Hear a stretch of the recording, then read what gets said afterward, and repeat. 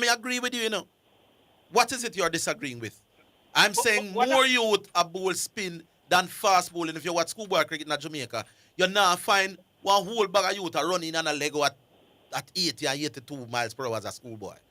A bag of them a bowl half break, and the few will try a bowl leg break. So why you are so different from me? I keep on telling you is that not gonna happen. One Because got. as we tell you, the PS bowling Then tell life me one fun. now happen, me boss. Me not understand when you no come But me I radio. try to tell you, say it's easy if a bowl spin for you to tell you. When a coach, let me tell you. Yeah, the You man have agree with never, me and I disagree with me at the listen same to me, time. listen to me. What do they bowl more You of have in never schoolboy coached a cricket? schoolboy teammate. Lord, Listen, you have never coached a schoolboy teammate and something like and not yet. I have never seen you in a coaching role. Coach no schoolboy team. I don't know if you do it, but I have never seen you. When you have a when the man about to can't bat, you're My destined for you spinner for out down the man them. Because what ya? Them man can't it is so poor. So in schoolboy cricket, you just put on a spin at them field on the man. Right? Yes, because them can't bat. Then so what different what you are saying from women? No, but what? One come back, man. Yeah, hold the line. Well, You think about you are dealing with. We're coming back.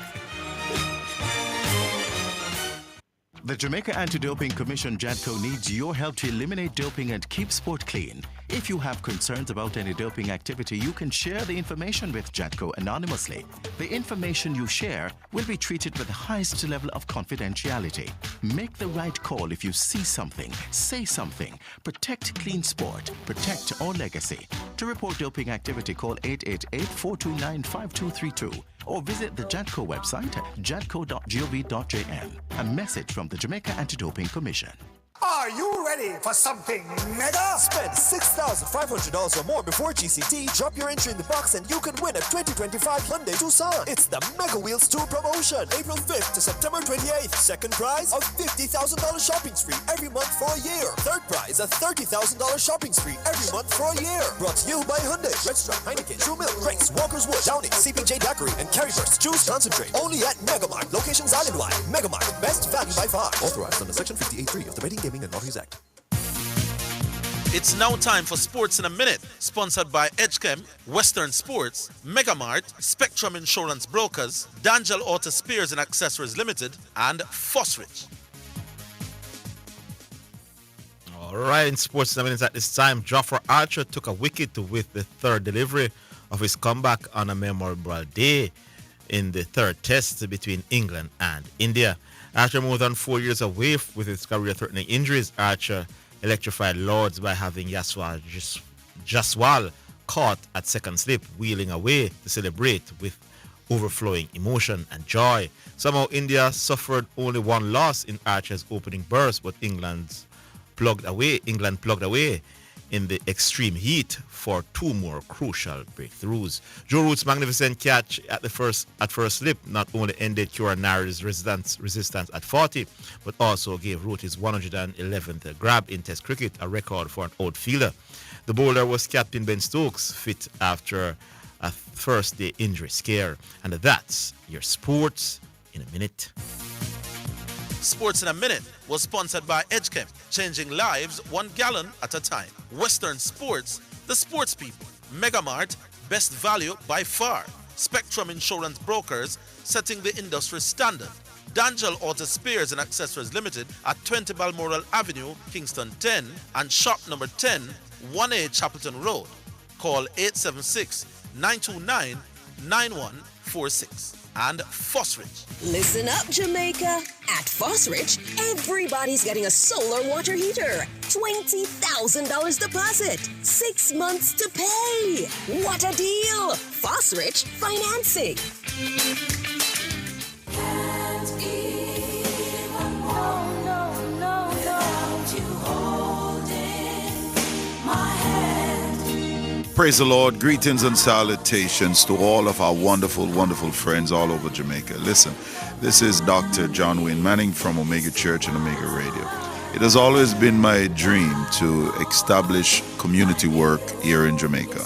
Television, church, humanitarian work here in Jamaica. And as you know, we have been doing the radio since 2022. The time has come that we're calling all helper, kingdom minded citizens, putting together this team in Jamaica.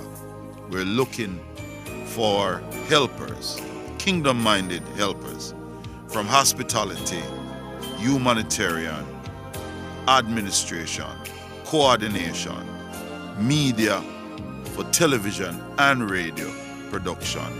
If you're looking for more and you'd like to be a part of this team from Omega Center, Jamaica, I'd like you to give me a call. 876-204-9356. If you'd like to do more, serve more. This is for serious leaders that really, really want to make an impact in the life of our fellow Jamaicans for the Lord Jesus Christ. Text me at that line, and a member of my US team or European team will reach out back to you. Thank you, and God bless you. I hope you're ready to serve. Text me at 876-204-9356. A member of my team will reach out to you expeditiously to expedite this help. Omega Center Jamaica, local team invitation. Be a part of it. Let's change Jamaica and make Jamaica great again. Down on my knees, I've learned to stand. You're listening to Omega Radio. Broadcasting live. Omega Radio. Omega Radio. Omega. You're listening to Jamaica's first and number one daytime sports calling show, The Sports Desk. Yes, my Bramble Manning's friend. Man, a good thing yesterday. I want the man to know, say, me a one of the few caller we know you in a khaki pants and blue epaulets. If a man hear me, you argue. You know, but I feel like, say, I cuss me a cuss. No, man, it never so more, me don't know when Zidane I got done, me know when Avil I got money. Yeah, so if you hear me, Avil in a little, we are waiting, so nobody can get that. Your brother still QC for this. No, Avil, you know, some more me look on it, me realize, say, even the spin bowling, taking, reducing the rule to make them not open bowling. You know, it actually protect them in terms of, why I say that, Avil? It gives them a sense of learn to flight the ball. Why you think the organizers have to institute rules so the spinner them can't walk the ball? Why you think them do? All right, one of the things is that, one of the things that come out of the West in this thing is that the man them place the ball when they open the ball in Avil. Everything will come down quick and fast and now flight the ball. And now get the ball now get the time to the ear. I know that's why they make the rule. And then me got the meeting, and you got the meeting and them tell you, The reason why they're doing it, QC, the reason why they are creating rules to make more fast bowlers bowl or to encourage more is because the spinners, the little youth, them adapt them one bowl. Me know how you go around that, you know. So if the organizers say, no man, you no can't home the bowling with speed. Or fast bowler, when you no get wicket, your team get half more point. It is obvious because most of the little youth them in the region and spin them on ball, bro. That hard for define. You're not close to this program as you're thinking, Arvil. Arvil, listen to me. And tell me if anytime you say rubbish, me chat me come off. You are when you get a spinner, the new ball for ball, is he going to flight the ball? Answer that as a cricketer and a commentator. Not likely. Simple, common sense. But it is not because he's not flighting why the authorities don't want him to bowl the new ball. It is because they want to encourage more and more youth to bowl fast. It go both ways. The coaches them are make the little youth them a bowl more spin because them figures said them will bowl out more teams like that. You say the next time the man come for the Western level 1 coach, me pay you for the day. Come do course. All right. Any amount of money we careless pay you, me pay you for the day. Big up yourself. All right, QC. Big up. How hard is that, people? So the youth them more interested in spin. That's why they might try to discourage the youth them from the bowler in spin. Don't want to obvious something that. Eh? Does it get more basic than that? Let me just elaborate. We have a call. Send it through. I know I'm going to have to say what we talk about the length of the time and the amount of runs we make. I discourage with spinners at the international level. I know we'll have to elaborate on that because people won't get it. But I'm prepared. Back on line. Hello. Rumble in the jungle. Mommy pay, man. What you say? You know, boy, I not hear no cue, you know, man. A serious thing, this, you know, man. Ah. Anyway, Arville, Yeah, man. you know, sir, me kind of understand where CCS is still to a point, you know. Why am I say? Because if the guys are not flighting the ball and flighting the way what you want them to do. That was QC, then, by the way. QC. QC, yeah, man. That him have a point to Arville, but Arville. Disciple. Let me Stop tell you it. something, No, man, stop. Arville. Disciple. Hold on. No, man, but we have to address the point that you just made. Uh-huh. We want spinners to flight the ball. You know? Right. But Because hold of on, no, them man. Don't flight. just say right. Listen to the point, man. Don't just say right. Listen to the point. A proliferation of youth cricketers, a ball spin to the point where all spinners are open the bowling now. So not that's not that them open the bowling, you know, but them a bowl all day. So the pace of them get 5 and 6 over, and you know most about the pace of them again for the rest of the day. And the spinners, them are Excelsior will win Sunlight Cup the other day. I was at the game. A spinners bowl, I must see at the 30th over a fast bowler get the ball. The point, because organizers don't want just spinners to dominate Liquor Boy cricket. They came up with rules to encourage the coach them to pick fast bowlers. It's not because the youth them now flight the ball. It's because we want to encourage more fast bowling.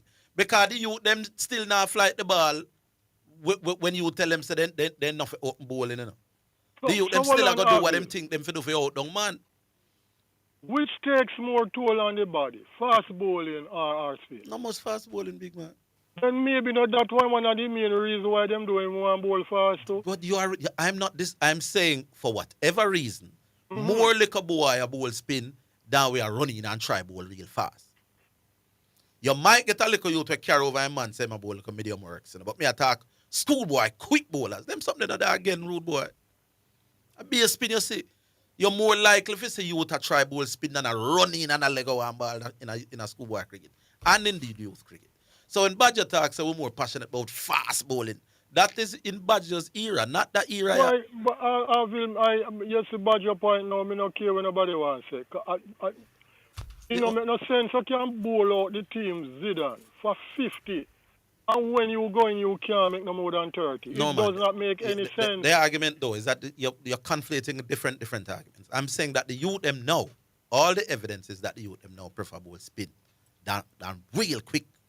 You're not really seeing a really quick schoolboy fast bowler again.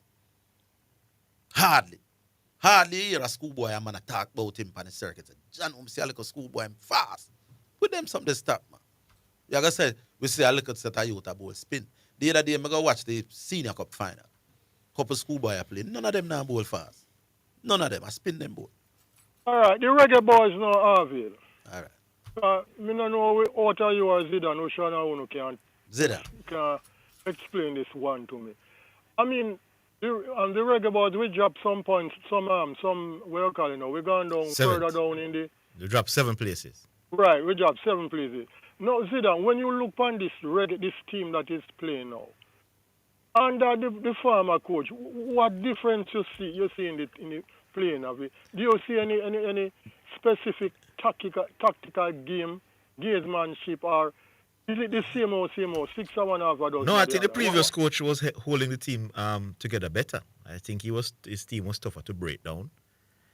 Well, we continue to struggle going forward in terms of creativity. At least under Hal Grimson, you saw stability. Yeah, man, even if you're going to score, it's hard for score, honest. Mm-hmm. We were better defense. Yeah, man. This coach is too wide open, boss. Every team has a great chance. Going forward now, let me ask quick. I don't know, maybe now up the phone. You know. Which of the position would you like to be in? Hal Grimson's position or his coach? What do you mean by position? The situation, being able to board against easily or the way we are playing now. No, man, we're too open, my boss. You're giving the opponent. So that is why I'm asking. So no, Mother, if Algros decides to come back right now and take the job. Which would you want us to be in this situation? No, we're still struggling offensively, and I'm saying we're too wide open defensively. So at least Algros was better at one aspect of it. But see, when you look at Guadalupe cut us up the other day, my boss. That never used to happen. DB side. Boy, yeah, man. I don't know. I don't even know. And remember, Everywhere you turn back, I think it's you're 3-2 strong. beat Trinidad at the game. We were the better team, but Trinidad still scored twice against us in the Cup over England. So we're too open, man. And it maybe it's only a buck-up chance where we even win at the stadium the other day. No, man, we can't. Going forward, we can't have this, man. Aside we qualified for the World Cup 1998. All right. Why roughy, man? Anyway, Arville. Yeah, man. Let me tell you something. Cause you see, my last minute is this, Arville. Mm. You see, when I came on this show and when I called myself a disciple, I wasn't coerced to being called a disciple or being named as a disciple. That was chosen by me. Yes. The reason why I call you the Messiah is because of your level of sports discussion. Yeah. And nobody going to prevent me or silence me for calling you the Messiah. No, you man. are the Messiah, sir. Me not tell nobody Them that try. can- Them cannot discuss sports like you, Arville. Leave it there, some Because even in this cricket, everything what you say is correct, Arville. No, man, leave it there. Big up Yeah, yourself. man. Yeah, so let me just reiterate a little bit for those of you who really want to understand. Spinners, people, need runs on the board. Fast bowlers by nature can just run in and, as we call it, blast out an opposition. Because every ball where a fast bowler bowl, him can try out you. Spinners need runs. Spinners will do a thing called selling by your wicket. Fly it up 2, you come down and you chip him over so, fly it up a next one, then you get the quicker one, him bowl some half ball where I left you, then him gear the googly. He needs runs in order to do all of that. When you are playing for an international team that's giving you runs, them all out for 180. Your effectiveness as a spinner going cutting up because you can't flight ball again, because every time you flight a ball, you're inviting the batsman to come at you. But when the opposition, when your team now make a lot, when the opposition are chase 400 now, where you can afford to fly 2 ball and them something, you're far more effective, especially if you take the game down to day 4 and day 5. Part of the reason why our spinners will not be effective is because the game them are done by the 3rd day, and because they don't have enough runs to play with. If you notice, most of the great spinners had great batting teams, because you need runs. Spinners need runs to play with. Hope no way understand. We're coming back after.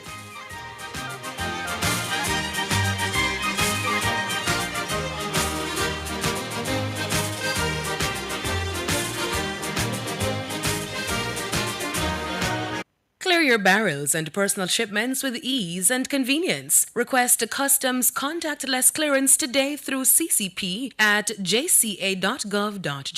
The time by the Jamaica Customs Agency is 1:46. Omega Radio and Omega Center Jamaica present the Jamaica Independence Prayer Breakfast. Wednesday, August 6, 2025 at 8 a.m. Jamaica Pegasus Hotel. Let's unite to pray for families, heal our nation's wombs, reduce crime, and see God's Spirit move across Jamaica. Lord God Almighty, you know what they've been through this morning to get here. You know what they've been through last week. Oh God, you know all about their cry. So I come before you this morning to beseech you that you may have mercy upon every person under the sound of my voice. It's free to attend. Partner with us to help. Put computers in Rock All Age School Library. NCB 361-400-372. Cash App $sign WOIB 1019. Zelle 954-773-4444. Righteousness exalted a nation. For further information, you can call Bishop John Wayne Manning at 954-773-8377 or 876-204-9356. I'm Bishop John Wayne Manning and I approve this prayer breakfast. Higher, higher, higher, higher, higher, higher. Lift Jesus higher. Say a prayer for the world.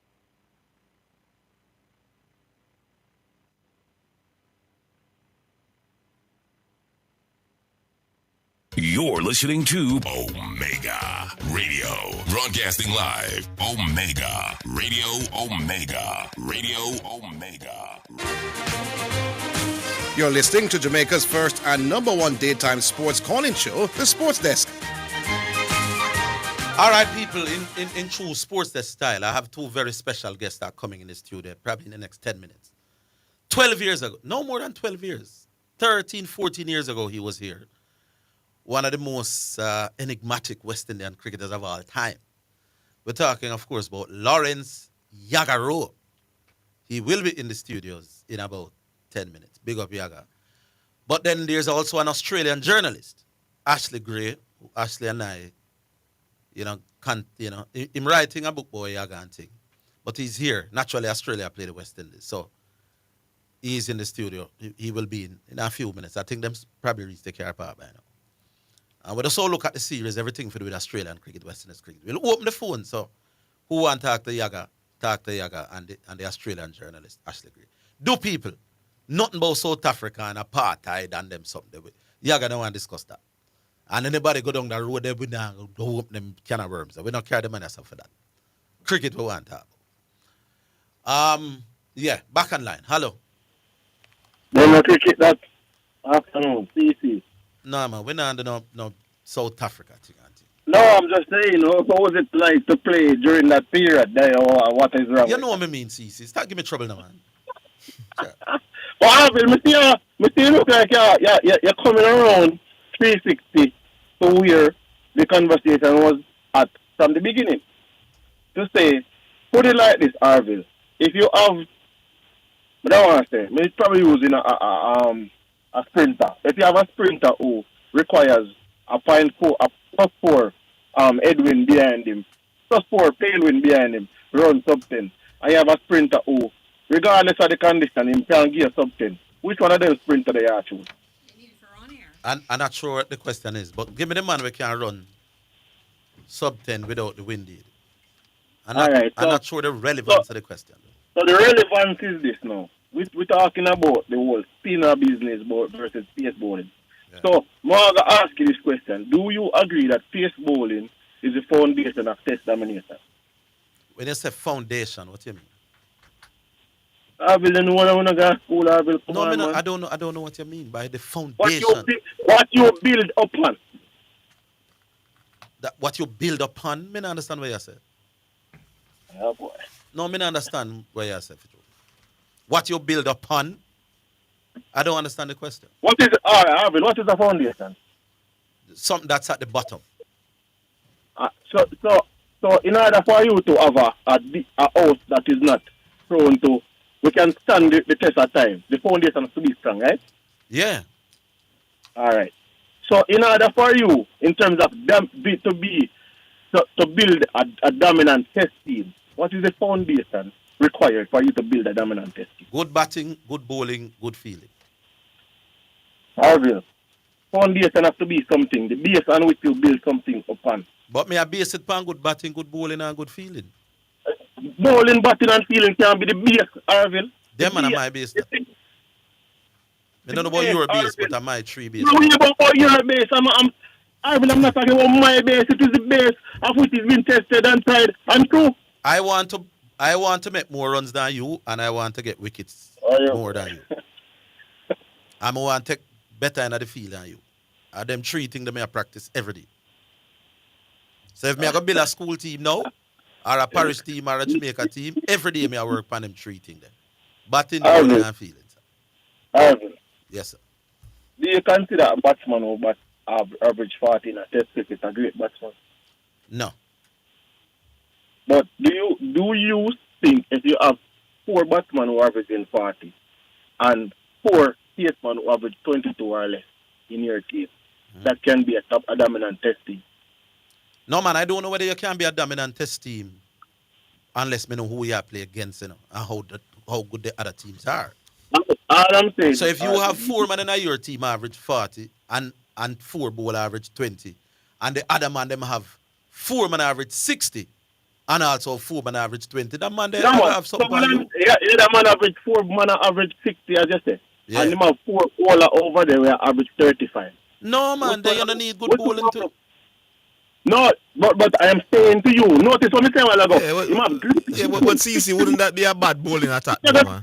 But CC, that would be a poor bowling attack, though. Yeah, 4 bowlers average 35, then you're not going to win too many games. No, but you know, I tell you a while ago, Zidane, I just gave you 40. The man average 40. And Arville just tell us, the man no great. And me I tell about man and the man average 22. No, man, but 40 is very good. Well, I know me I give a man average 60 with bowlers. Yeah, but 35 on an average and 40 is two No, completely different things. The bowler that is averaging 35 is equivalent to the batsman averaging 40. No, man, not do that. No, to yourself. CC. Not do that. The bowler averaging 35 is ordinary. Yeah, man. The batsman average 45 is good. Or the batsman averaging 40 is good. 40. The batsman averaging 40 is good. 40. Then that not good, man. The bowler averaging 35 not good. Not what you would call The it. batsman averaging 40. It's an ordinary batsman in averaging 40. No, see. No, you're wrong. I just say you're wrong. You don't really understand this something yourself. Oh, let's just know. You see. A test average of 40 is very good, boss. Good. Bordering on very good. Not do that. All I'm saying to you is this Arville. Because he clearly What's the point you're making, CC? Bowling is more important. You made the point. But No, CC, Arville made the point. make your point, CC, man. No, but the listeners, CC listeners need to understand the point you're making. What you're saying, bowling is more important than batting in winning. I am saying to you, the foundation towards building a dominant test team is elite pace bowling. Okay. All right. That's what I'm saying to you. I think the foundation to that elite test team is batting. When Arville talking about this whole spinning thing and this spinning thing. What is about the spinning thing? If I could ask. Hold on, Arville, you said Orville talking about the spinning thing and the spinning thing. What did Orville say about the spinning thing? You come out and say you bought horses for courses and all of these things, right? And I asked you a question. I said, how much time has Australia brought 2 frontline spinners into the subcontinent? I mean, I don't know the amount of time. In the last 30 years. In the last 30 years, Australia played 23 tests in the subcontinent. Mm-hmm. They have used 2 frontline spinners twice. 4 times. Put 2 frontline spinners 4 out of the 23 tests in the last 30 years. In the last, what I know the record is for the last 5-6 years. I could go back to 30 years if I wanted to. Hold on. Here's where you're wrong. Right away, here's where you're wrong. But me, I gotta tell you where you're wrong. You're saying I'm wrong? You're chatting crap on the radio because me, I gotta tell you why. Me, I gotta tell you why. Do you know? You're telling lies on the radio. I'm gonna tell you the lie where you just tell. In the last 50 years, they have used 2 frontline spinners more than 5 times in 23 tests. Have they done that? Let me tell you that. But give me answer. You know, Shane Warne and McGill are within the last 30 years. You agree? Because the last 30 years would have been 1995. I'm asking you a question. Shane Warne and McGill played 16 test matches together. So your argument that Australia only used 5 double spin attack in the last 30 years. What did I say? What is the question, Zidane? What is the question? So them only use 2 spinners 5 times. What is the question? Yes, they only use 2 spinners in spinning conditions 5 times. In the subcontinent. But me not talk about the subcontinent. When them think the conditions favor spin. Arville, what me say while ago? Them play 2 spinners when them think the thing I got turn. You mentioned the subcontinent, Arville. Nice try, man. Hug up that, brother.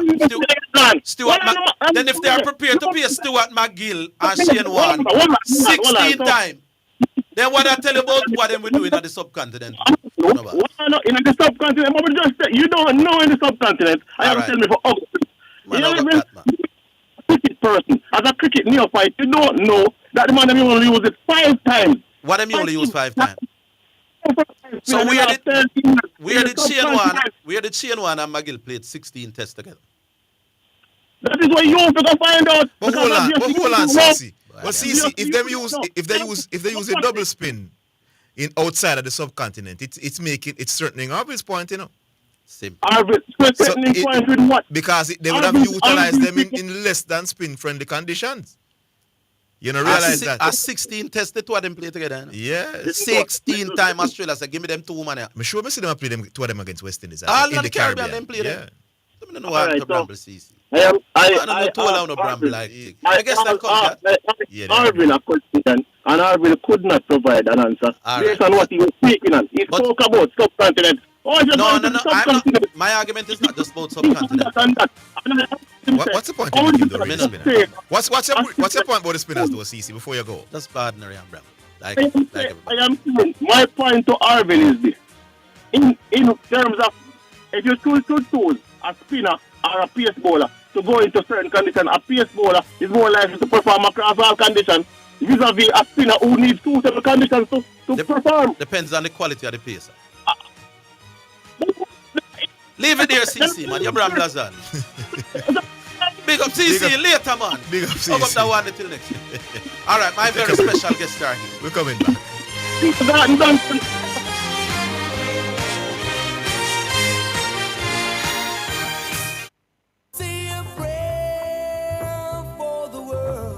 Omega Radio and Omega Center Jamaica present the Jamaica Independence Prayer Breakfast. Wednesday, August 6, 2025 at 8 a.m.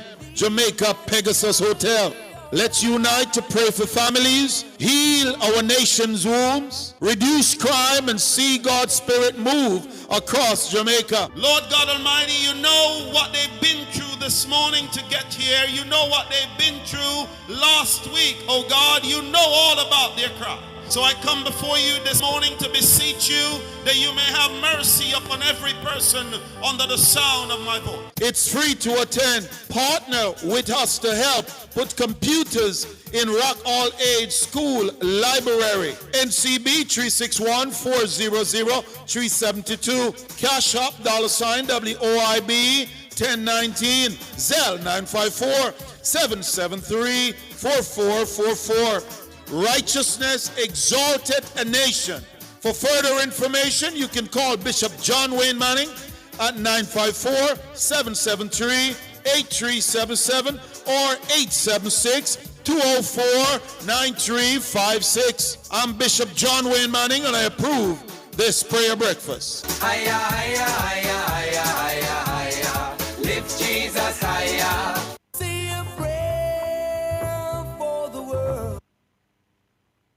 You're listening to Omega Radio. Broadcasting live. Omega Radio. Omega Radio. Omega. You're listening to Jamaica's first and number one daytime sports calling show, The Sports Desk. All right, so my two guests are here. Mr. Ashley Gray, well-known Australian broadcaster. We're coming to the music, but just say hi to my listeners for me. Hello, everyone. No, get the mic on. Get the mic on. Yes, so we have Ashley Gray, Australian journalist. Say hi. Hello, everyone. Yes, sir. How you do? I'm very well, thank you. It's great to be in Kingston. You know, hear the accent. Great up in Kingston. You hear the accent. Kingston, mate. Yeah. Kingston, mate. And of course, the great Yagaru himself, man. Yaga, you're not getting no older than at all, you know. 12, 13 years ago, you were in the studio, and you look exactly the same. So come close to the mic. Man. Yes. What's up, sir, Yaga? Hi, man. Good to see you. Good to see you. Good, man. Good to be here and man. good to see you. Thank you. Good to see you. Thank you. All right, we'll get the song going, and then we'll it go. Yaga Rowe and Ashley Gray are in the studios with us for a little bit. We're discussing any cricketing issue between the two of them. We're not going to take on nothing too controversial people. We're talking cricket. Yaga is here to promote his book as well, to be written by Ashley Gray. Plus Australia there and the West Indies are here. Enough of them questions that were discussed they could take on as well. But now time for music, brought to you by Edge Campaigns for people who dream in color. And the first selection, we'll tell you that in just a little bit. Here we go. It's Bounty Killer, My Life and Salvation. Lord is I and I light and I and I salvation. I and I fear no evil one. I and I walk through the valley of the shadow of death. I and I fear no. And no mercy, make some live like we. All of them approach war with benefit, with profit. Jailhouse, deadhouse, that's the benefit. No mercy. The Lord is my light, my salvation. Who shall I fear? No evil one. I walk through the valley of the shadow of death, and I fear no evil, I fear no one. Lord is my light and my salvation. Me sing say, oh, I wonder if one day that some gunman who say that them want to go church. When they put down the 45, hunger see Father God, hunger that him quit all dirty works. Killer, yes, see I'm concerned. Me sing, it's war you want, check the police, you get it. And no bother ball, say you can't defend it. So up a cap, hey, them ready to say it. Hot Massive police if a war, them a beg it. You war, you know it benefit. Take those the principal that she lost the profit. Stop make the bombs, what if you stop make the rocket? Stop make the gun, what if you ban all the ratchet? And make some more pants with a 55 pocket. You Mr. Jacket, me bucket. The Lord is my light, my salvation. Who shall I fear? No evil one. I walk through the valley of the shadow of death, and I fear no evil. I fear no man. The Lord is my light and my salvation. Me sing say, I wonder if one day that some gunman would say that them want to go church. Ready for put down the 45 and go see Father God. Answer that him quit all dirty works. Killer here, Selassie, I'm concerned. Now true me say me turn up in the dance like me name John Gotti. You know me trench coat and have a double more chatty. That was just a little bit that to make my fans happy. Now tell me say yes and duck and I rush them your copy. No Jim Brown or the notorious natty. What you want fit on your black brother in a dopey. The boss your monkey let me hey me show you don't happy. Black man stand out for Selassie. Me sing say the Lord is my life to salvation. Who shall I fear? No evil one. I walk through the valley of the shadow of death, and I fear no evil. All right, so that's Bounty Killer. Yeah, my light and my salvation. Whom shall I fear? Brought to you by Edgecombe Pizza, people who dream in color. So people, Lawrence Yagaro is in the house. So is Ashley Gray, noted Australian journalist. Remember, you can call in. Don't restrict your calls to cricket. We can talk about other sporting topics, but we have two cricket luminaries in the house. Let's get a quick word from both. Let's start with our guest, the Australian. How are you, Mr. Gray? What brings you to Jamaica? I am very tired because it was a long flight here. All up, I think it was 23 hours in the aeroplane. So, yeah. But I love being in Kingston. I love being in Jamaica. Yeah. I love the energy of the people here. Everyone is so enthusiastic. What brings you here? And what brings me here is a certain Mr. Lawrence George Rowe.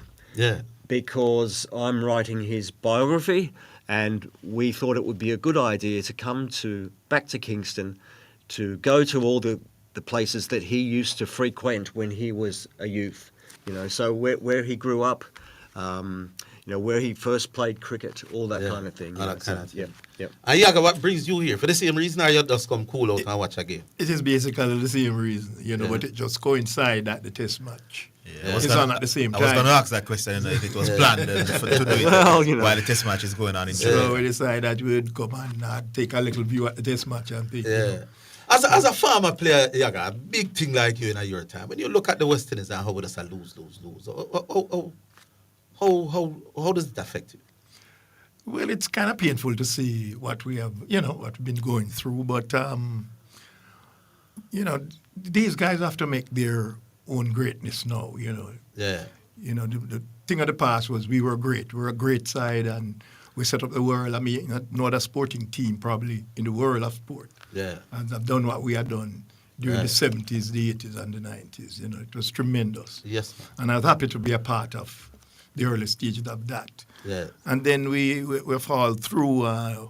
We produced, I think, probably about 2 or 3 great batsmen after that period. You have the great Brian Lara. Yeah. You know, you look at probably somebody like Shonda Paul, Yeah. Sarwan, and I might miss a few. Carl Hooper, a good player, you know.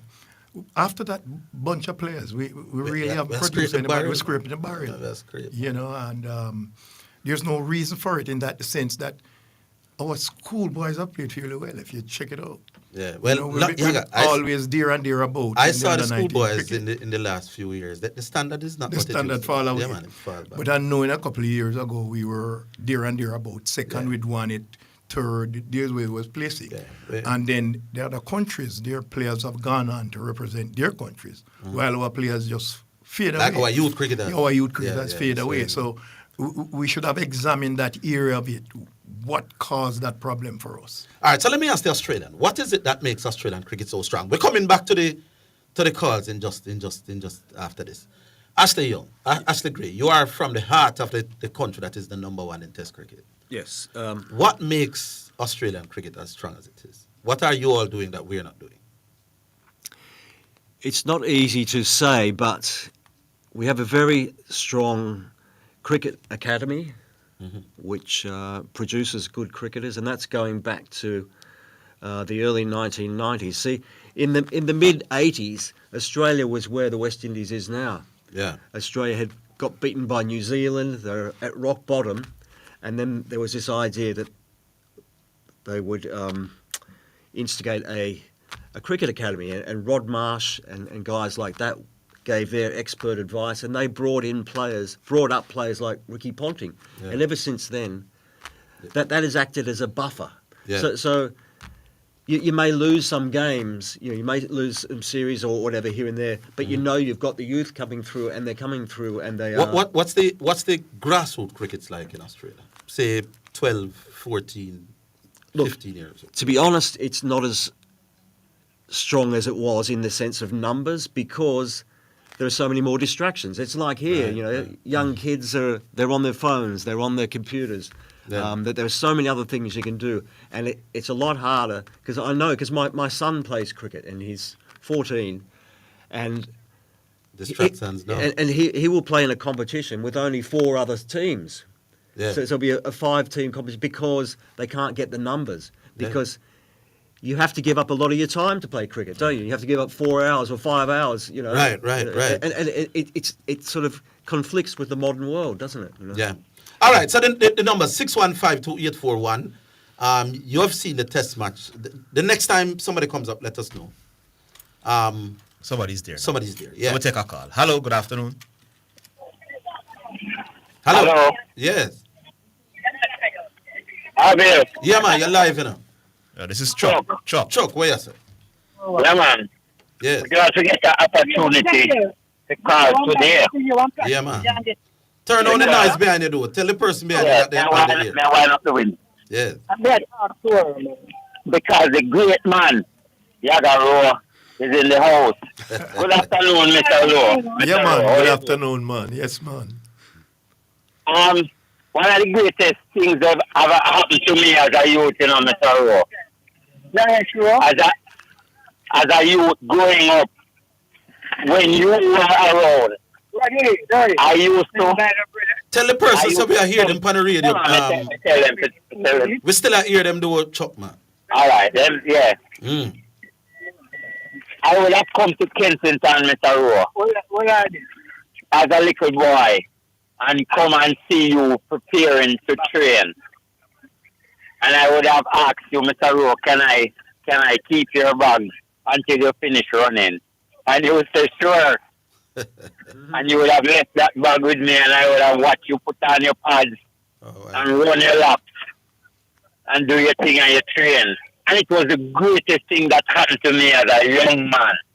You hear them something there? Yeah, man, it was nice that I could have a little inspiration was there. Yeah. Yes, man, it's a wonderful thing. And then, Arvin, when the training sessions was finished, and Yaga would have been talking to those who are around. It's like there were some pictures of Jesus with the crowd around him. Mm-hmm. Like the crowd just sit down, and everything that Yaga would be saying, they would just be lapping it up like that. Yaga, you were a big like star. It was gospel. Man, it sounds good, man. It sounds good. and you wouldn't understand.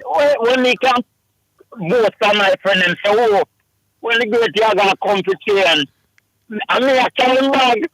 You know, Yaga, there are people who say, and we know that there was a certain incident that would have probably changed that. But prior to that, you were arguably probably only Walter Boy. And maybe you see it now, or maybe Shelley. But you were easily among the most loved and hero worship Jamaican sports personalities. You know that? I think so, yes. Yeah, man, the people used to worship Yaga. And I gave back the love. You gave back the love? This was one of the when I was a little man and the man say Yaga, a man used to say Yaga. Yes. Oh, God, man. Go on, Chuck, you have the next few minutes. Yeah, so, what I would ask though is, when I watch the team, trying to what you say, to work them way around, especially this great Australian fast bowling attack. I don't know if for the time you're going to spend in the studio, if you could give some hints as what you would have done as a young man, especially when you went to Australia. I think it was you made what? It was the 302. It was Australia. You made that. No, man. That was against England. No, that was against England. In yeah, but you would have faced some great bowling. Yeah.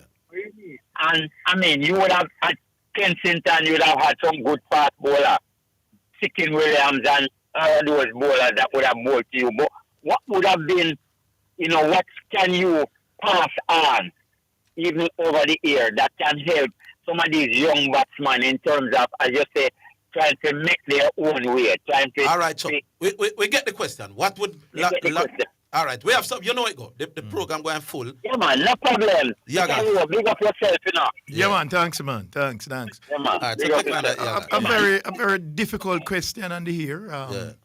Because of, when people reach the level of Test cricket, they have obviously can play somewhat. Yeah. You don't get there without you can play. Yes. So what I've gathered, over the years is that the management and thing of the West Indies cricket out has gone down now, that outsiders don't get a chance to really interact and do much. Especially while the series are while going. the thing is going on. I've heard that. I've not personally experienced it myself, but I've heard that. But just looking on from a distance, Yaga, if you had one advice to them young, to the top six, and said, all right, this is my advice to you. Let's say that they are all listening now.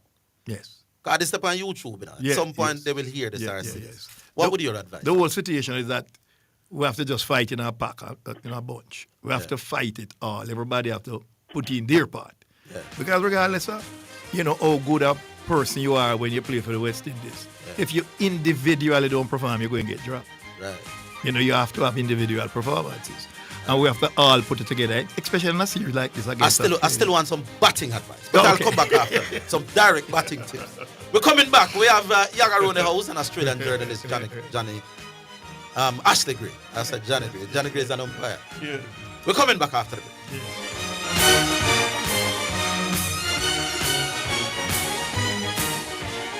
The JSC Group, Jamaica Stock Exchange, Jamaica Central Securities Depository Limited, and JCSD Trustee Services, providing a fair, efficient, and transparent stock market for over 45 years.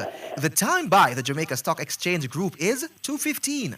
Tracy, who you go give on now? You're too fast. Hey, me I got Jotex now for buy up my sugar bun, wine slice, bulla, coffee strip, and marble cake, plus some raisin bread, banana cake, and the best rock cake for the pitney them.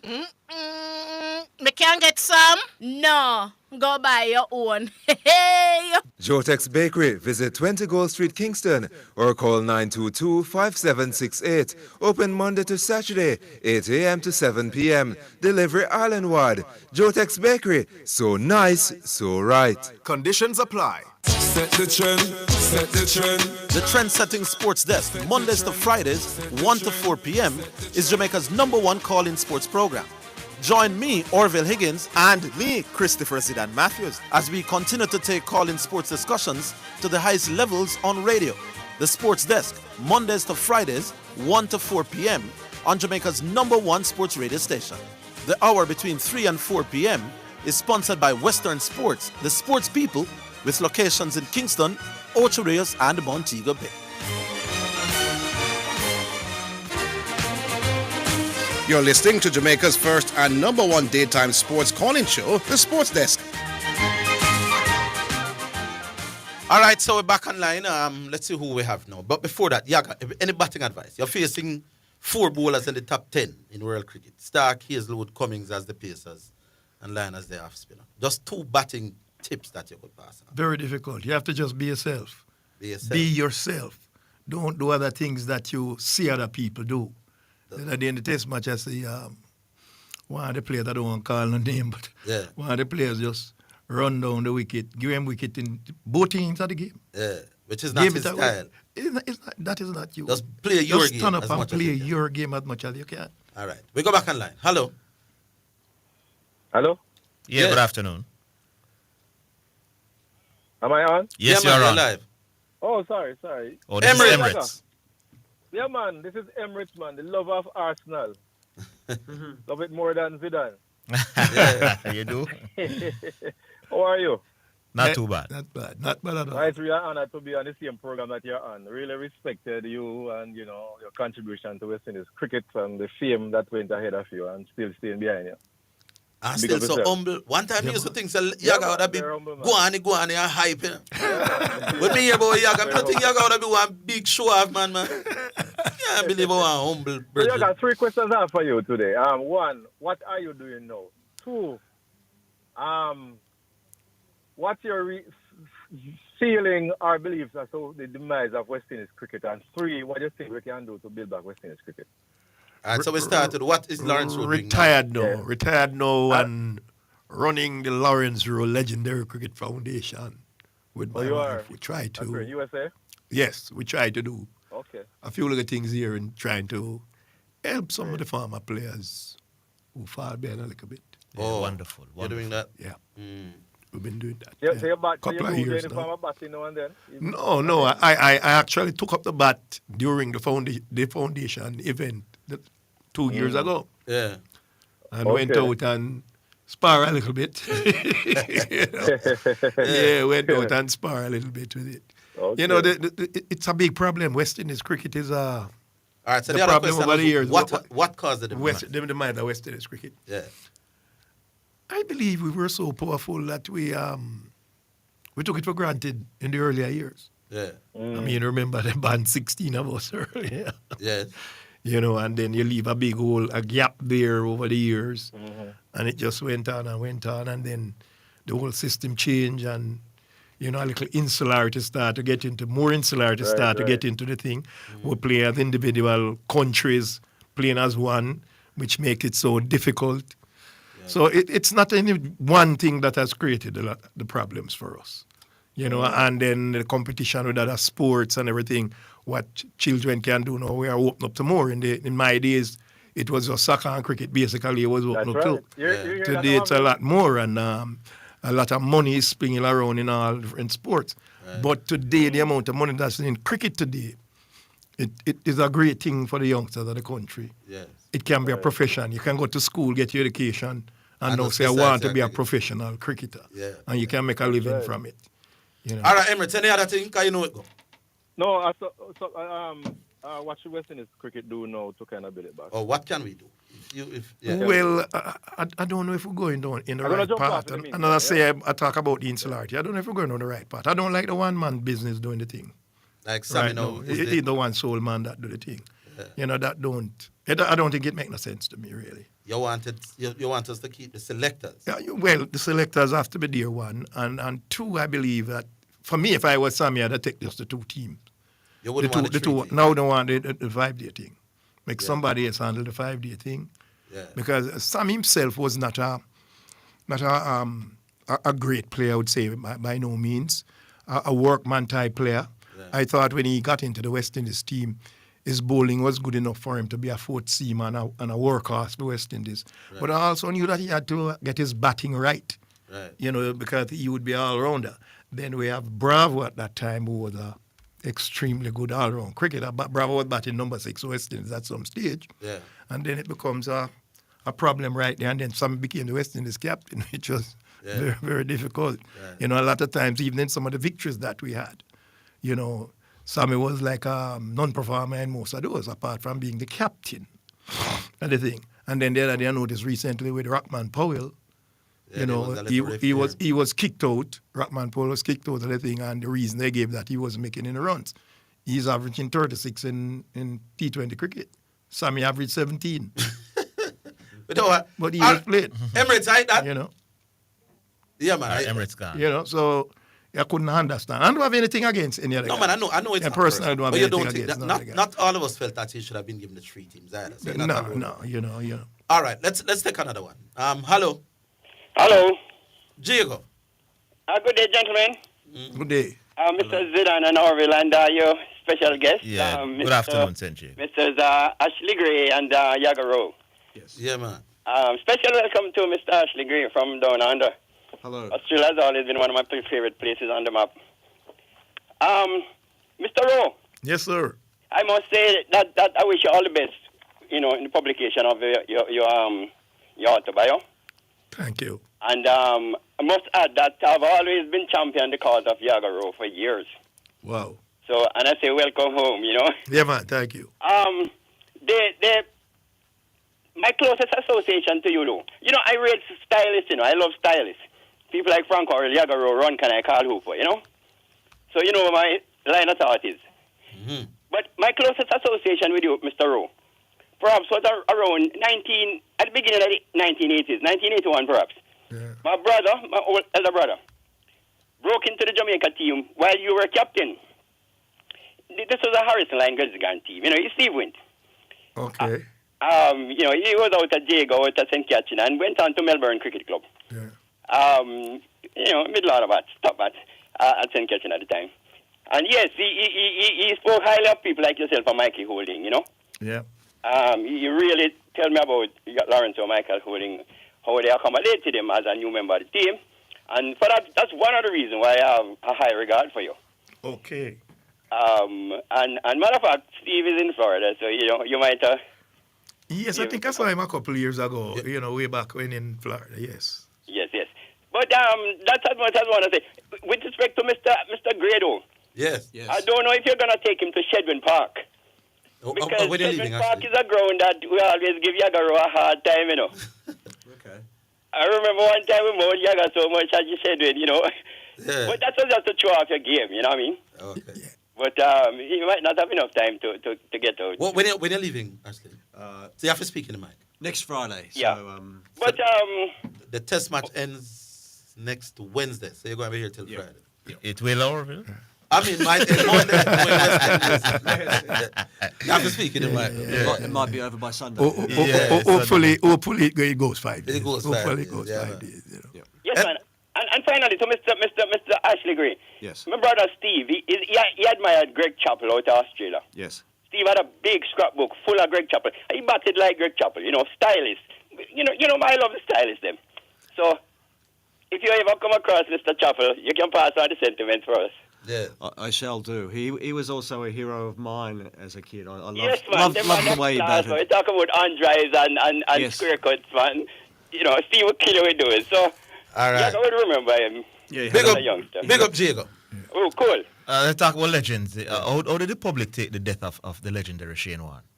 How did they take the death of it? It was a massive outpouring of emotion that happens very rarely in Australia, I think, He was a guy who seemed to have touched everyone. Yeah.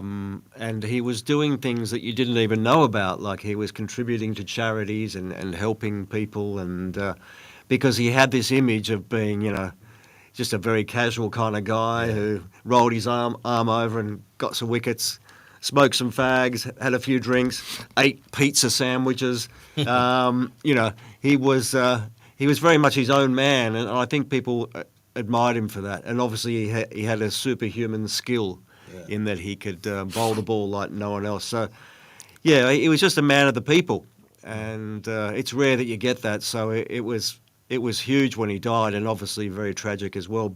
And one of the big tragedies of Shane's death was that it happened 2 days after Rod Marsh died. Yeah. So, unfortunately, probably the tributes to Rod Marsh were overshadowed by Shane Warne's death, because obviously Rod Marsh had contributed a lot to Australian cricket as well. He never quite got the send-off that he should have gotten. Oh, yes, Rod Marsh came out of the tough Australians. Come in your time. One of the things that, he spoke about the Australians is that they had a culture, and it stayed right through. That is it.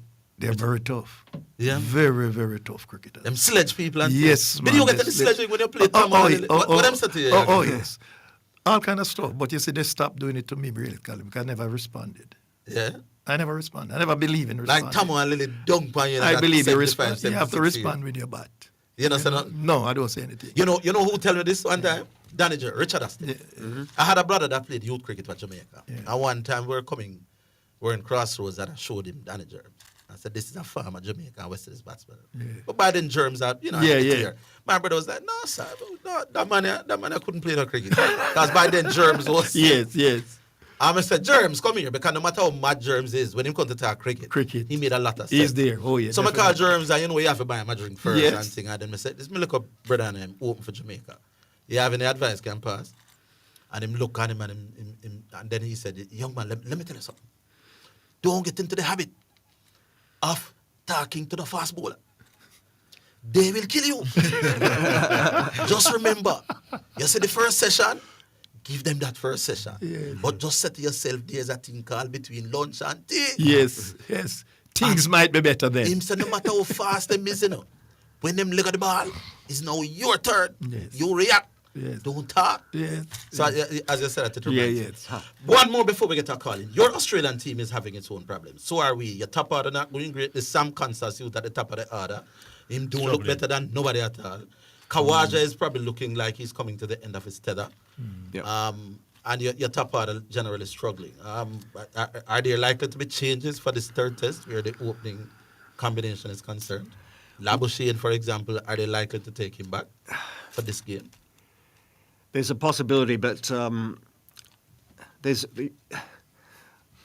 think the thing with Labuschagne was that he'd been given a lot of opportunities over the last 2 years to perform, and I think that there might be a feeling that he has to do his time redeveloping his game so that he gets his headspace right, because I think what was happening was he forgot how to bat in a way. He forgot all the good things that he used to do, right. And then he over-concentrated and complicated his batting to the point where he was only making like 16 runs off 90 balls, because he was so cautious. Right.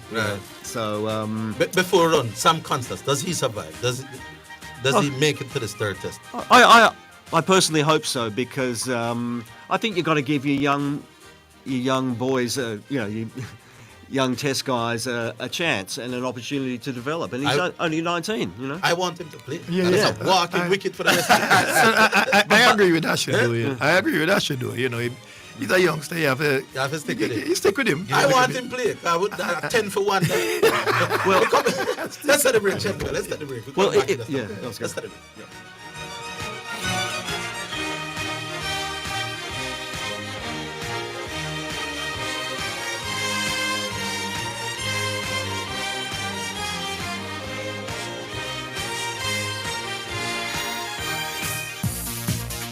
It's now time for Sports in a Minute, sponsored by Edgechem, Western Sports, Megamart, Spectrum Insurance Brokers, Dangel Auto Spares and Accessories Limited, and Fosrich. Yannick Sinner will face defending champion Carlos Alcaraz in the Wimbledon final after the ruthless domination of Novak Djokovic's latest bid for a 25th Grand Slam title. Sinner 23 swat aside 7-time champion Djokovic 6-3, 6-3, 6-4 and reached a maiden Wimbledon final, getting up a rematch of last year's watering clash at the epic French Open. At least one of Sinner's and Alcaraz have contested the men's singles final in the last 6 Grand Slam tournaments, while Sinner is going for a first title away from the hard courts against Alcaraz, the 2-time winner at the All England Club.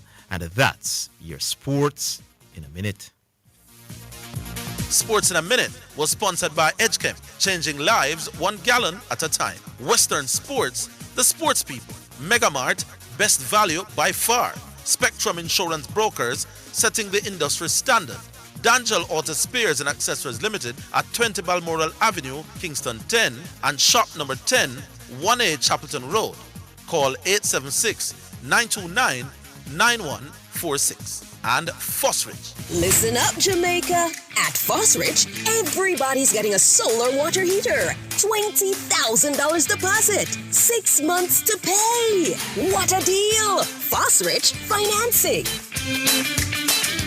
Are you ready for something mega? Spend $6,500 or more before GCT, drop your entry in the box and you can win a 2025 Hyundai Tucson. It's the Mega Wheels 2 promotion, April 5th to September 28th. Second prize, a $50,000 shopping spree every month for a year. Third prize, a $30,000 shopping spree every month for a year. Brought to you by Hyundai, Red Stripe, Heineken, True Milk, Grace, Walker's Wood, Downing, CPJ Daiquiri, and Carryburst Juice Concentrate. Only at Megamart, locations island-wide. Megamart, best value by far. Authorized under Section 58.3 of the Betting, Gaming and Lotteries Act.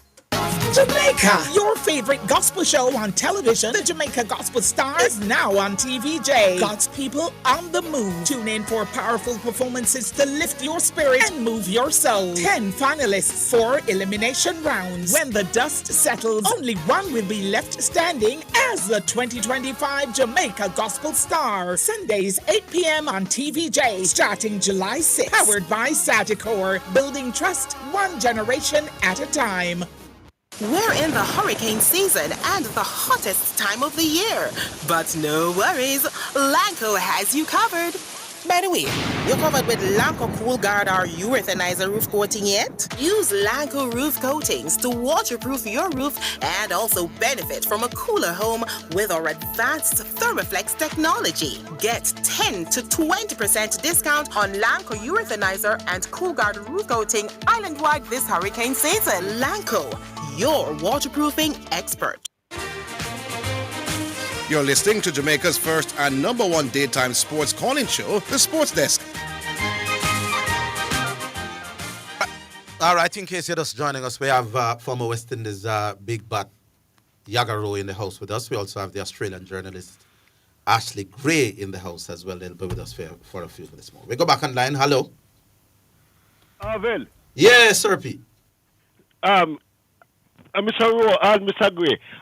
Yaga. Yes, man. From Oakland Road. Oakland Avenue. Yeah. Now, let me tell you something. To be honest, I was not fan of yours, But the last match, a match what I saw you, when Kali Sherrod run out for 75, I think it was Joe Salaman bowling to you from the George Headley stand. That the late Donovan Ferguson. You remember Donna? Yes, man. From Regiment. Good friend of mine. Right? And you come and drive past Joe Basil Butcher, that thing, Clive Line, And of course, somebody was like, I said, Donna, this man is the greatest matchman Jamaica ever produced, Based on one cover drive. One cover drive. Me tell Donna, right? And then I said, Donna, this man will go far. I think it was Sealy was the umpire from the George Headley end. I don't quite remember for what. You remember that, man. Kali Sherrod out 75 when Basil Butcher and drive miles and him just put out him and Kali Sherrod out run out for 75. Right? You don't remember but then I keep on asking about the next batsman just like you. Him that as great as a guy named Earl Lewis Muff. Yes, I played schoolboy cricket with him, yes. But you remember him? Yes, man. Say it's one of the greatest batsmen apart from you may ever see, Wow. And him never play for Jamaica. Well, I think he migrated early, Yes, Yeah, because what happened, I think it was Courtney Daly, skipper this side to the youth side. You have Basil Williams, Livered Wellington, the two right brother, Lindy and Anthony Wright. No, and you're wrong there, so you're wrong there, so it's only one of the right brothers was on that team. The Muddy Wright was on that team. Muddy Wright was the only one on that team. I remember when they came back and I asked Bailey was the coach. I said, Buff do get a game instead the man have too much shot for a walk now. All right, Mr. P. Yes. All right, sir. Thanks to the history lesson. Yes, man. You remember the game, by the way? Yeah. You remember when they used to say you and Kali were the two the two upcoming stars? Yes, man. I read Viv's book, Yaga. Yes. And Viv said you were his idol, Yes, man. Viv said paint upon him fence, Yaga, Yes. At one point in time, the public think you're better than Viv, Well, there is periods of times in early 70s, between 72 and 76 thereabout. 74, a little bit low. I got 74. Yeah. Because I had a lot of injuries, as you know. But at that time, 74 was ranked the number one batsman in the world. After them, the 300 as the band against England. Yeah, and the 302, I made three centuries against England. So, some of them say about that 302 against England. Do you hear some of the stories that them tell? Yes, and them say you hook a ball for 6. I think it was closer play. No, it was coming closer play. Coming to closer play. And you did gone about 20 or 30 and not out. We make 40 and not out. You were 40 and not out. And you hook a man for 6. Yes. You remember who you did hook for 6? Bob Willis. Yes, man. As a youth, I was reading how Lawrence hooked Lawrence for 6 and 30 and 40 and not out. Yes. And everybody in a Barbados said, that man here will hook that 6 here. How him look? We are turn out tomorrow. Yes. At 300 you make? 302. And you know who, when I made 48 not out, Yes, Sir Gary came to the hotel that night, man. And he came up and he told Barbados that they're going to the might of Lawrence Rowe. He said it's going to be big. You didn't know you were going to make the 300 today? I don't know about 300, but I thought it was going to You be know him, man, and I out it it. was going to be something. And you know, one of the things with me is that I don't get out in the 90s. A lot of people get out in the 90s. You've never been out in the 90s? I've been out, but, very few times. How did you get out for that 300? I was kind of mentally tired. And I remember Derek Moore come down the wicket to me and said, when I reached 300, he said to me, you have 65 more. For Brock Gary record? Yes. And I thought about it momentarily. And I said, if I'm to do it, I have to hurry up some because a declaration would be in order somewhere. Yeah. And I didn't want to put Ron in a bad position where I'm like 340 and then I'm have to declare. Yeah. They would have stolen him. Rowan Cannon was the captain. Yeah, Rowan was the captain at the side. Oh, so you were going for the... I said to myself, I have to hit a few sixes here. You have to step Pick off something. Yeah. And that's how you got out? Yes. Were you out? But now my mid-wicket. Normally, I wouldn't get out in that much. And one of the other things about my career is that I can't remember getting a chance in any of the test 100 I've made. Once it's in the year, you're dead. I've never got... Let me tell you the next rumor. People don't forgive me. We have learned, so we don't know. Let me tell you one of the next rumor I grew up hearing. Grade 5, grade 6. Little boy I play cricket. We heard that Lawrence Rowe went to Australia in that 75-76 tour. Batting with Viv. Thompson and Lily on the shoulder and on the neck. And is Viv them so come to you and say, Yaga, what a man fast or something like that? What was the conversation with you and Viv the first time you buck up them two man? I believe the conversation was Viv. I used to whistle a bit. Yeah. I used to just fall out and whistle. Serious concentration and the whistle come out. Yeah. And Viv say he wasn't hearing the whistling. And I said to him, boy, this thing a come quick. So listen, the man was too quick for you.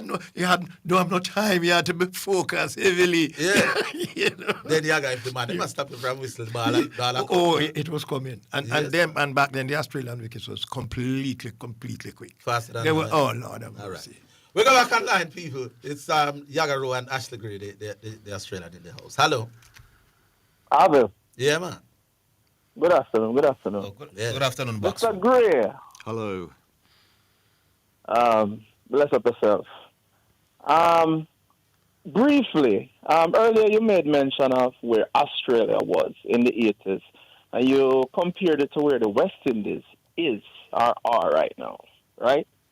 Yes. Can you briefly describe to the listening public what changed between then and, well, leading up to the 90s where Australia knocked us off our perch? What happened?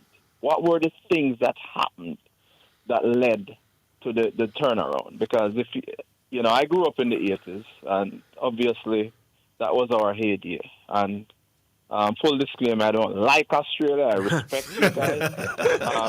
And there's nothing about what you do that I don't respect, but there's nothing that I like about you. If you play against a bunch of soda cans, I want the soda cans to win. Okay, fair enough. Briefly describe to me what happened in Australia that turned it around for you.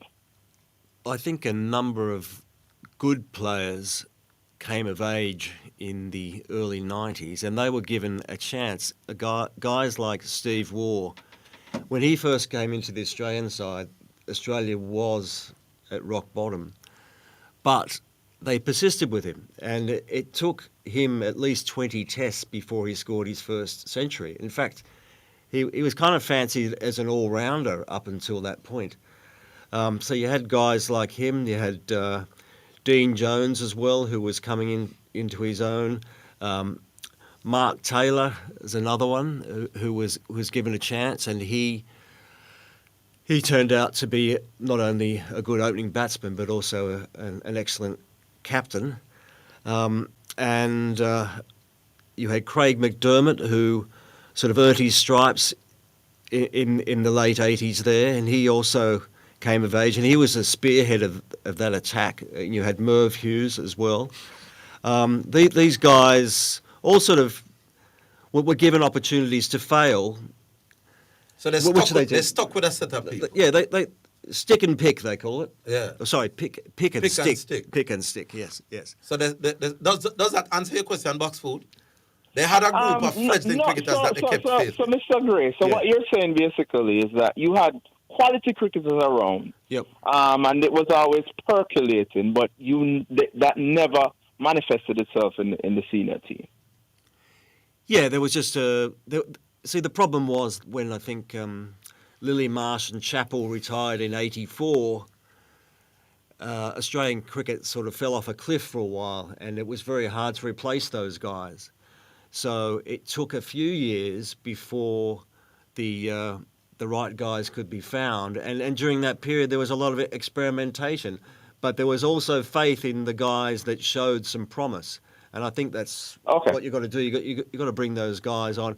And ultimately, when we wrenched the Frank Worrell Trophy from you guys in '95, you had another new guy on the scene, Glenn McGrath, who came into that series because Craig McDermott was injured.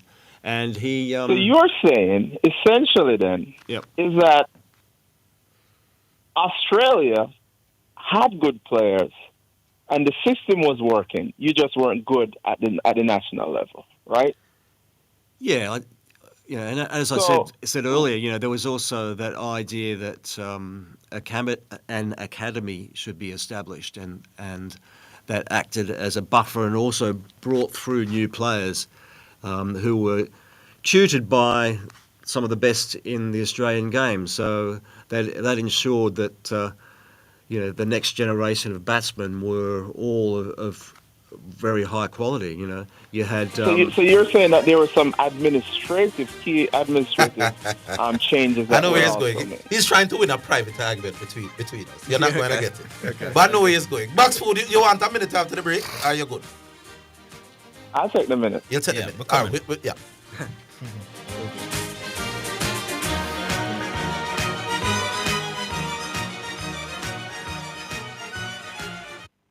For all your genuine Toyota, Honda, Nissan, Mitsubishi, Mazda, Suzuki, and Subaru parts, visit Excel Auto Parts, the Auto Parts Hub, located at 95.5 Hagley Park Road.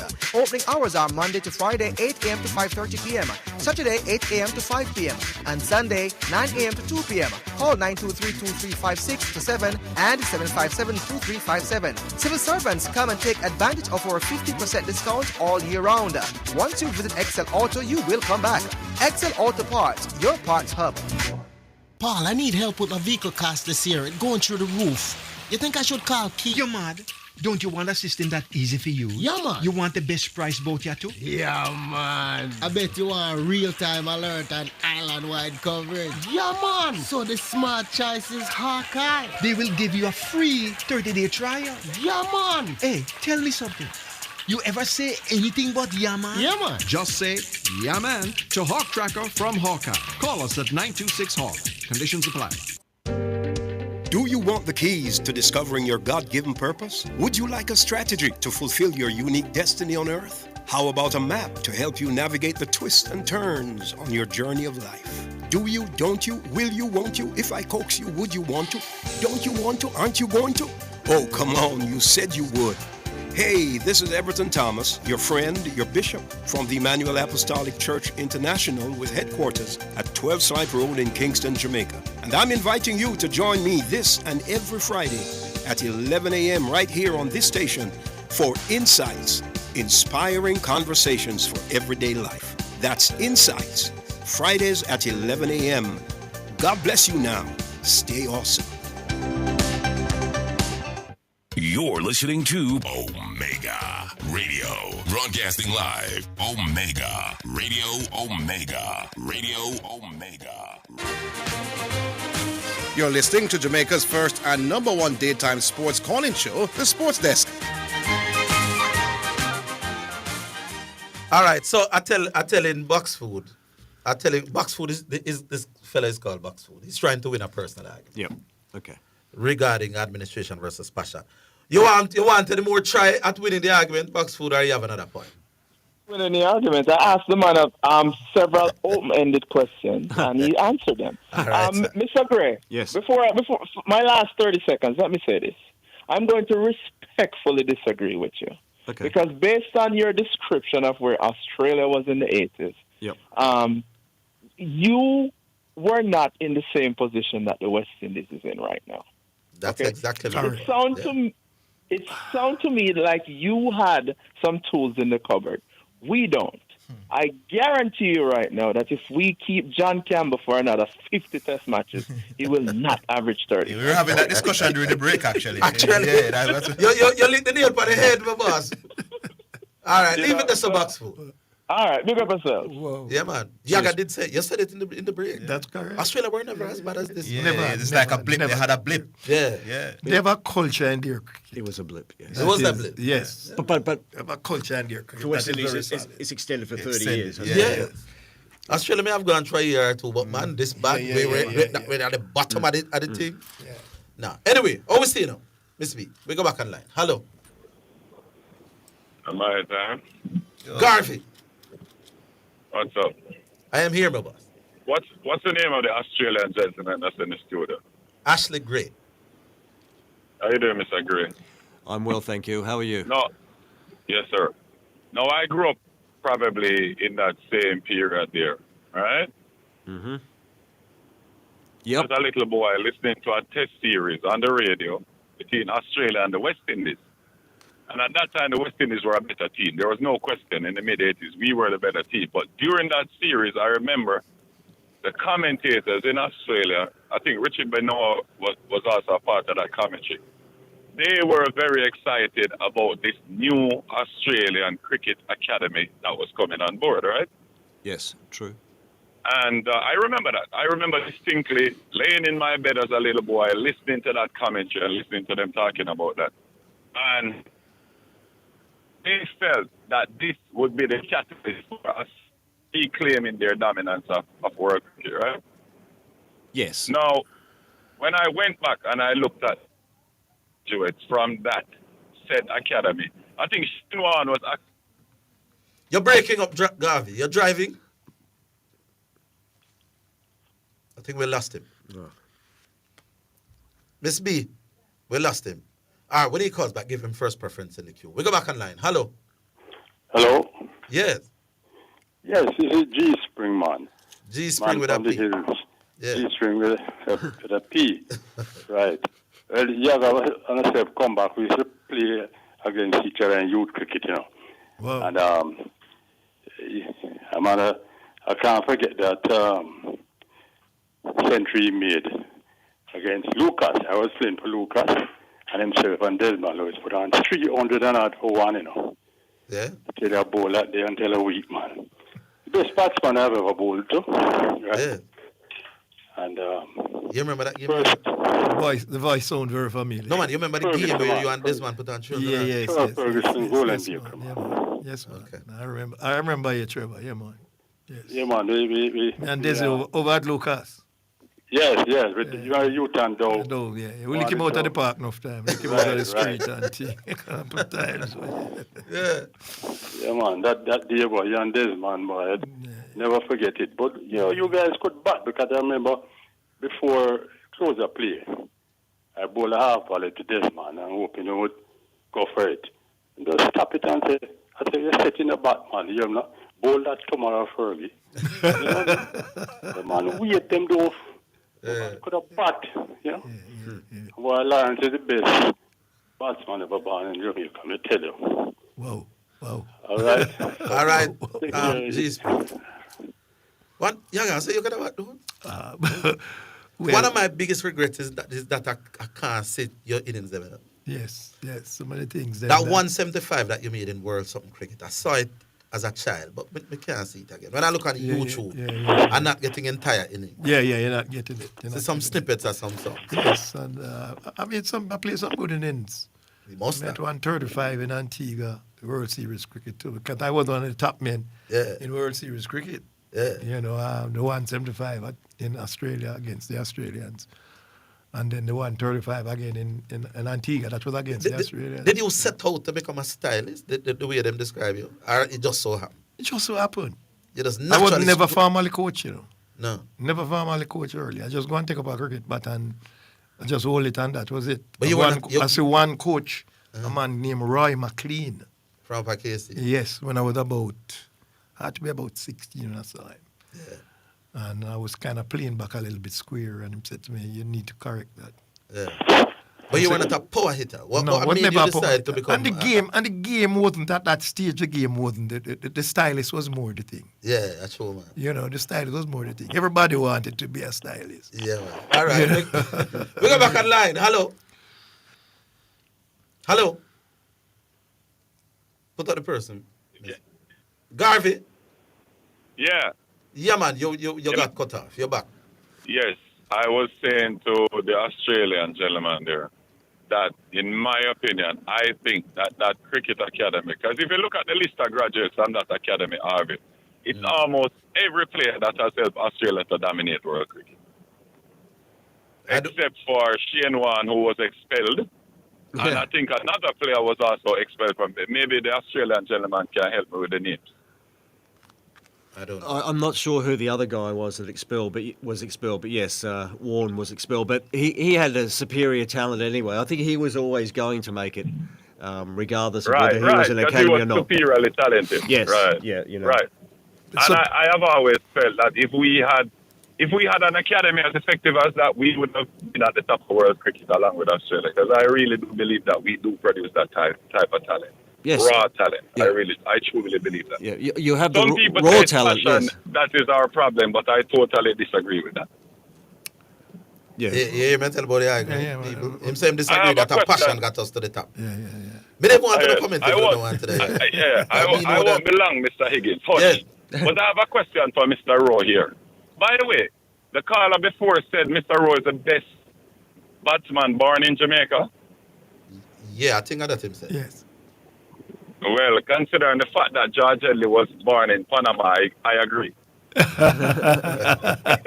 I'm sure Mr. Rowe would agree with that as well, right, Mr. Rowe? Oh, for sure. By the way, did you ever met George? Yes, man. What he spoke to me before the first test match I played. Yeah? I had made 227 for Jamaica against New Zealand in the Jamaica match. And going into the test match, he backed me up at Sabina Park. Yeah. And he said to me, young man, have you looked at the people who's most dangerous to you in the test match? And I said, yes. And he asked me to point out the person who I thought was most dangerous bowler to me, would pose the most problem to me. Yeah. And I told him, and him say yes. Yeah? Master that one. Are you and good? you're going to get a big one. George said that. Okay. Hey, go on, continue. I have one question. I have one question for Mr. Rodo, Arville. I'm going to go now. I have one question for him. I saw an article in the paper last week, Mr. Rowe, where some comments were attributed to you. Yes. After the first test against Australia, right? Yes. And you said that you thought that poor umpiring decisions cost us that much, right? I didn't say it cost us the game. I said it. We could have had a better outcome if those two decisions were not made. It's quite a possibility. Right. You can always hindsight is always 2020, and you can look back. Yeah. You know. So you do. So you just to make it clear, you do believe that we were highly competitive in that match, right? Oh, for sure. Okay. Yes. All right, Mr. Rowe, have a great day. Yeah. You said the man I try. You was the two guests for trying to score some points. You're not going to know why, Ashley and Yaga. We know what they're doing. Yes, so we're not gone? Yeah. Oh, whatever you all say now will become quoted and gospeling. That's the way it is. Yeah, man, we love it. Back online. We're coming back. We're coming back to the callers. 615-2841 or 676-69. Yeah, perhaps we can look at some WhatsApp messages. Yes, some WhatsApp. Yeah, I could take some WhatsApp, the Miss B. Yeah, here we go. Text message. It's now time for text messages on the sports desk. Gentlemen, special hello to the great Lawrence Rowe, the most beautiful batsman to watch in his day. My question is, when are they going to reinstate the Lawrence Rowe Pavilion at Savannah Park? Now, I did warn my listeners, nothing controversial. Yes. So, you can answer this or talk about it only if you like. But if you say you're going to bust a leave alone as a farmer, big bat, no problem. Yes, I'm going to leave it alone. You're going to leave that one. I'm going to leave that Shoulders one. arms. Shoulders arms. Yeah, man. All right. Good afternoon, Sports Desk. Lenny Dredd from the Bronx. Gentlemen, Jamaica football problem is not the coach. The English players just don't go when they are here. We always go down in the ranking. You want to take that, Rambles? Well, the English-born players are better than a lot of our players. So I want to say the players are the problem. I think the coach has real issues now. Let's hopefully they sort them out before the World Cup qualification round begins. All right. Somebody say enlightened show today. Once you got there and we have an Australian in the house, I understand that kind of sentiment. Orville, was it Desmond Haynes that break Lara runs aggregate in the Red Stripe Cup tournament 1990 or it was 1989 tournament? I don't remember. But remember what I'm talking about is Brian Lara at the youth level, not the regional first class level. Oh, we staying on Miss B. Miss B, so we go back online. Hello. Hello. Dwight Shatu. Hello. Hey guys, how y'all doing? Dangerous inside. Y'all cool? Yes, man. Mr. Ashley, Mr. Rue himself. Yeah, man. Pleasure to have you both in studio. Now, Yaga and Mr. Ashley, you know it's rare that we get folks like you in. So we want to put just certain things here that we discuss on the program. Y'all don't mind just responding to a particular thing? No, man, go on. Just keep it civil and keep it short. Yeah, man, we'll try to. So we all agree that there's a problem in terms of regional cricket and in terms of West Indian cricket. Now, one of the suggestions that we have put out there is that our batsmen need to be coming face to face with a higher quality of bowling for longer during the regional season for them to significantly improve. Because right now, when we look, we don't think that they're being pressured enough during a game and that they can see off the one quality bowler and look to cash in. Well, you want me to the order? Continue after the break? No, hold it on. We'll take the break, play the Yaba selection after we've wrapped up with Dangerous in 5. So I'm giving you a few more after the break. Go ahead. We're coming back.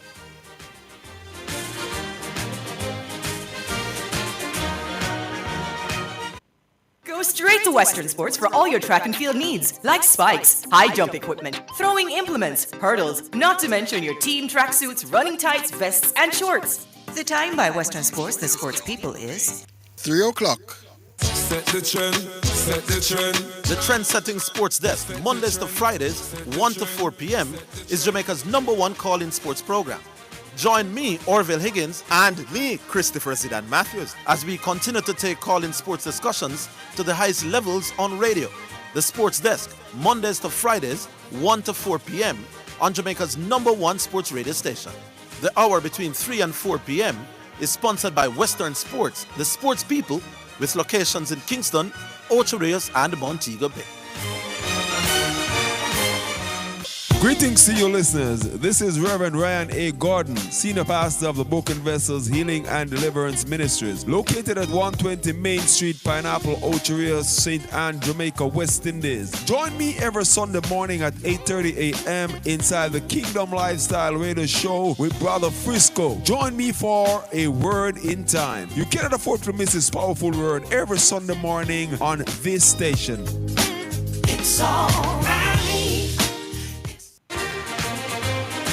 You're listening to Jamaica's first and #1 daytime sports calling show, The Sports Desk. All right, so we're coming to the Yaba selection in a while, but Dwight, you have a few more, so keep going. Yeah, man, sure. So back to the thing. We think that we have a few regional teams that really only have maybe around one quality bowler on him. And we've seen batsmen just basically seeing off this bowler and cashing in by playing a lot against the weaker bowlers, but they won't come up against that when they play Test cricket. So a suggestion has been made that right now we have a regional team. We split them in 2 groups. We let them play around 4 rounds of cricket.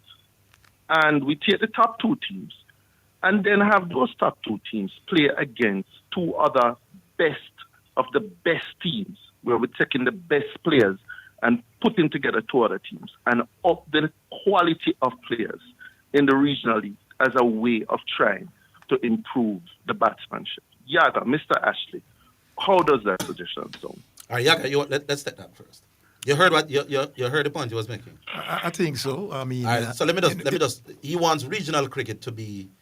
You play a few rounds, maybe 3 or 4 rounds. Find out who are the top 2 teams, and then rather than an 8-game or 7-game first class season, you play 3 or 4 first class games. Establish who the top 2 first class teams are, and then you pick the best players, the best of the others, and form 2 teams with those.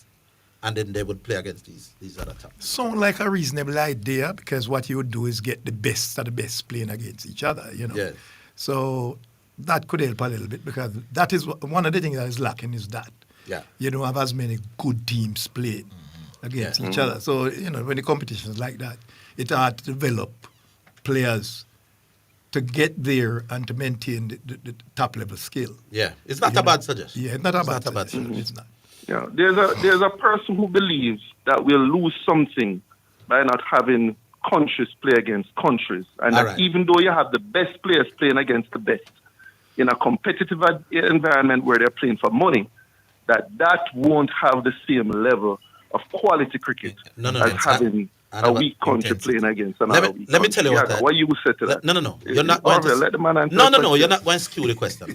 Okay. Go ahead, Arthur. The point I made about the best of the best team, where you pick up just an assemble of the best cricketers, is that I don't know yet if until it becomes part of a culture for the same intensity to be like when Jamaica play Barbados or Jamaica play Trinidad. Yes. When you just pick 30 cricketers from around the region, divide them into 2 teams, you're going to get quality, but will you get the same intensity as Jamaica prepared to play Barbados looking to play Trinidad?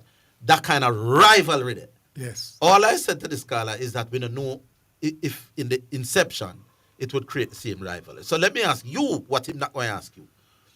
When the regional cricket was at its peak, was the rivalry part of the reason that caused the intensity? Jamaica without a doubt. Jamaica preparing to play without a doubt. Barbados will play Antigua. Without a doubt. Without a doubt. May I ask Mr. Rowe one final question on this and then hang up? Go on now. All right.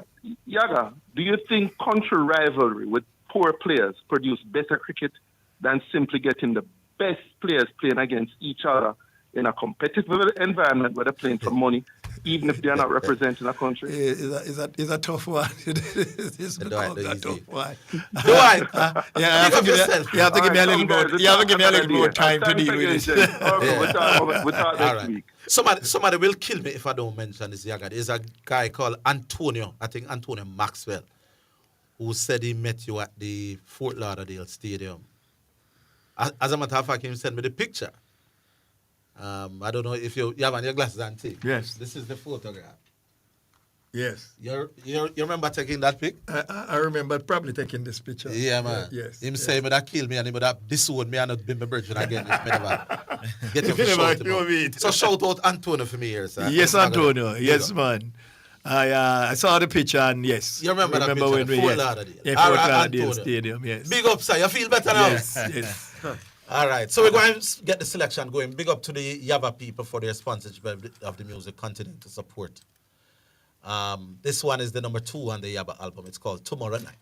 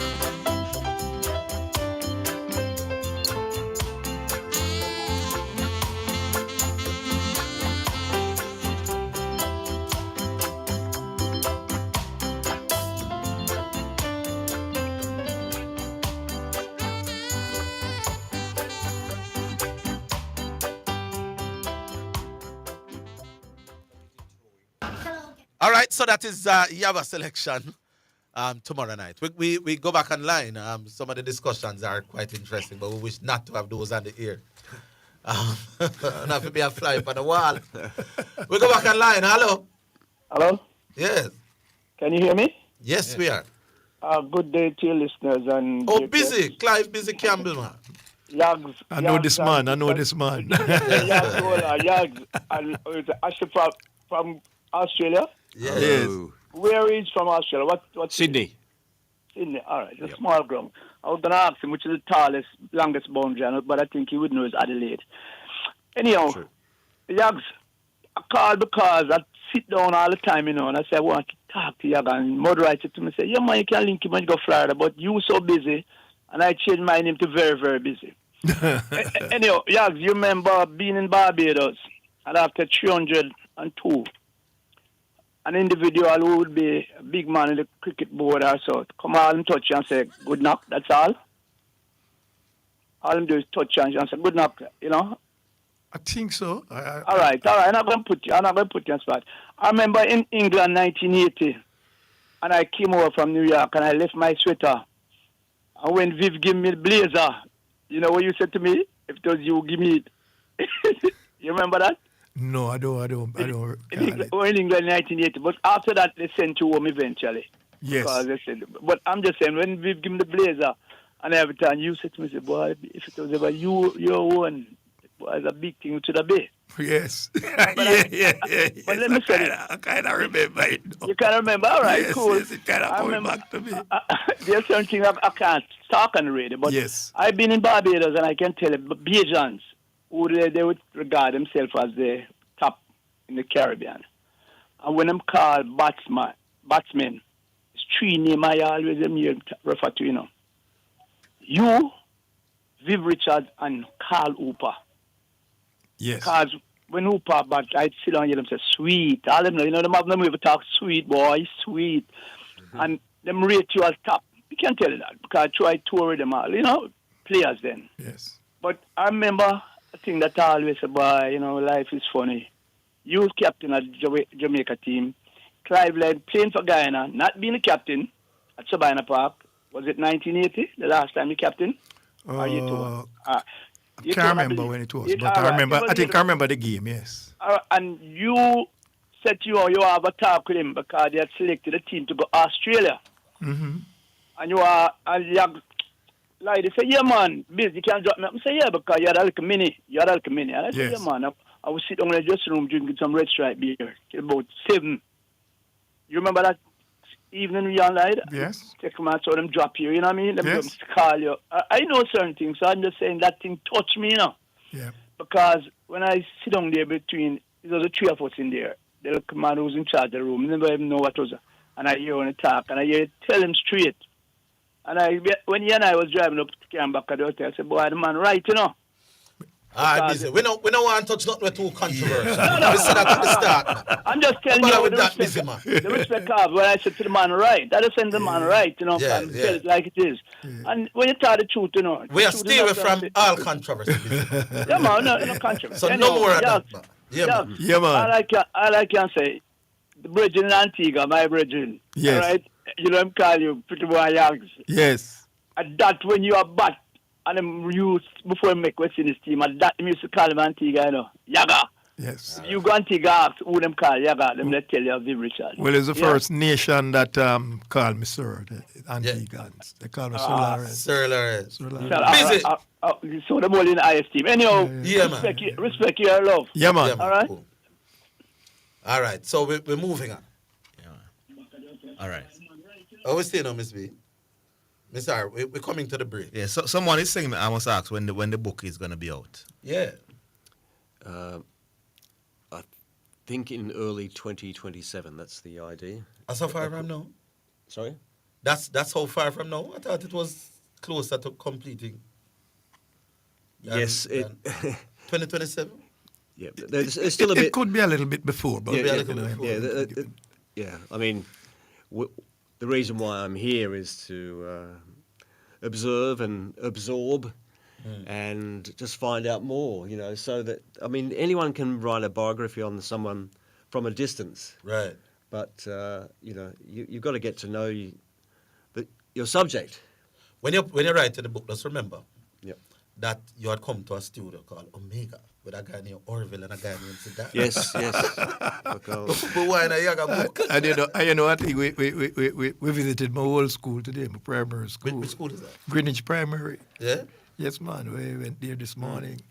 Ashley wanted to take it back from the beginning. Yeah. And we visit where I'd lived earlier. None of the people, well, probably not. But No, a lot of them not around. Not around.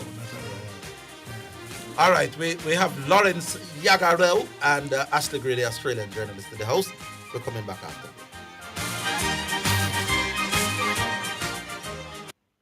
Jamaica, your favorite gospel show on television, the Jamaica Gospel Star, is now on TVJ. God's people on the move. Tune in for powerful performances to lift your spirit and move your soul. 10 finalists, 4 elimination rounds. When the dust settles, only one will be left standing as the 2025 Jamaica Gospel Star. Sundays, 8 p.m. on TVJ, starting July 6th. Powered by Sagicor, building trust one generation at a time.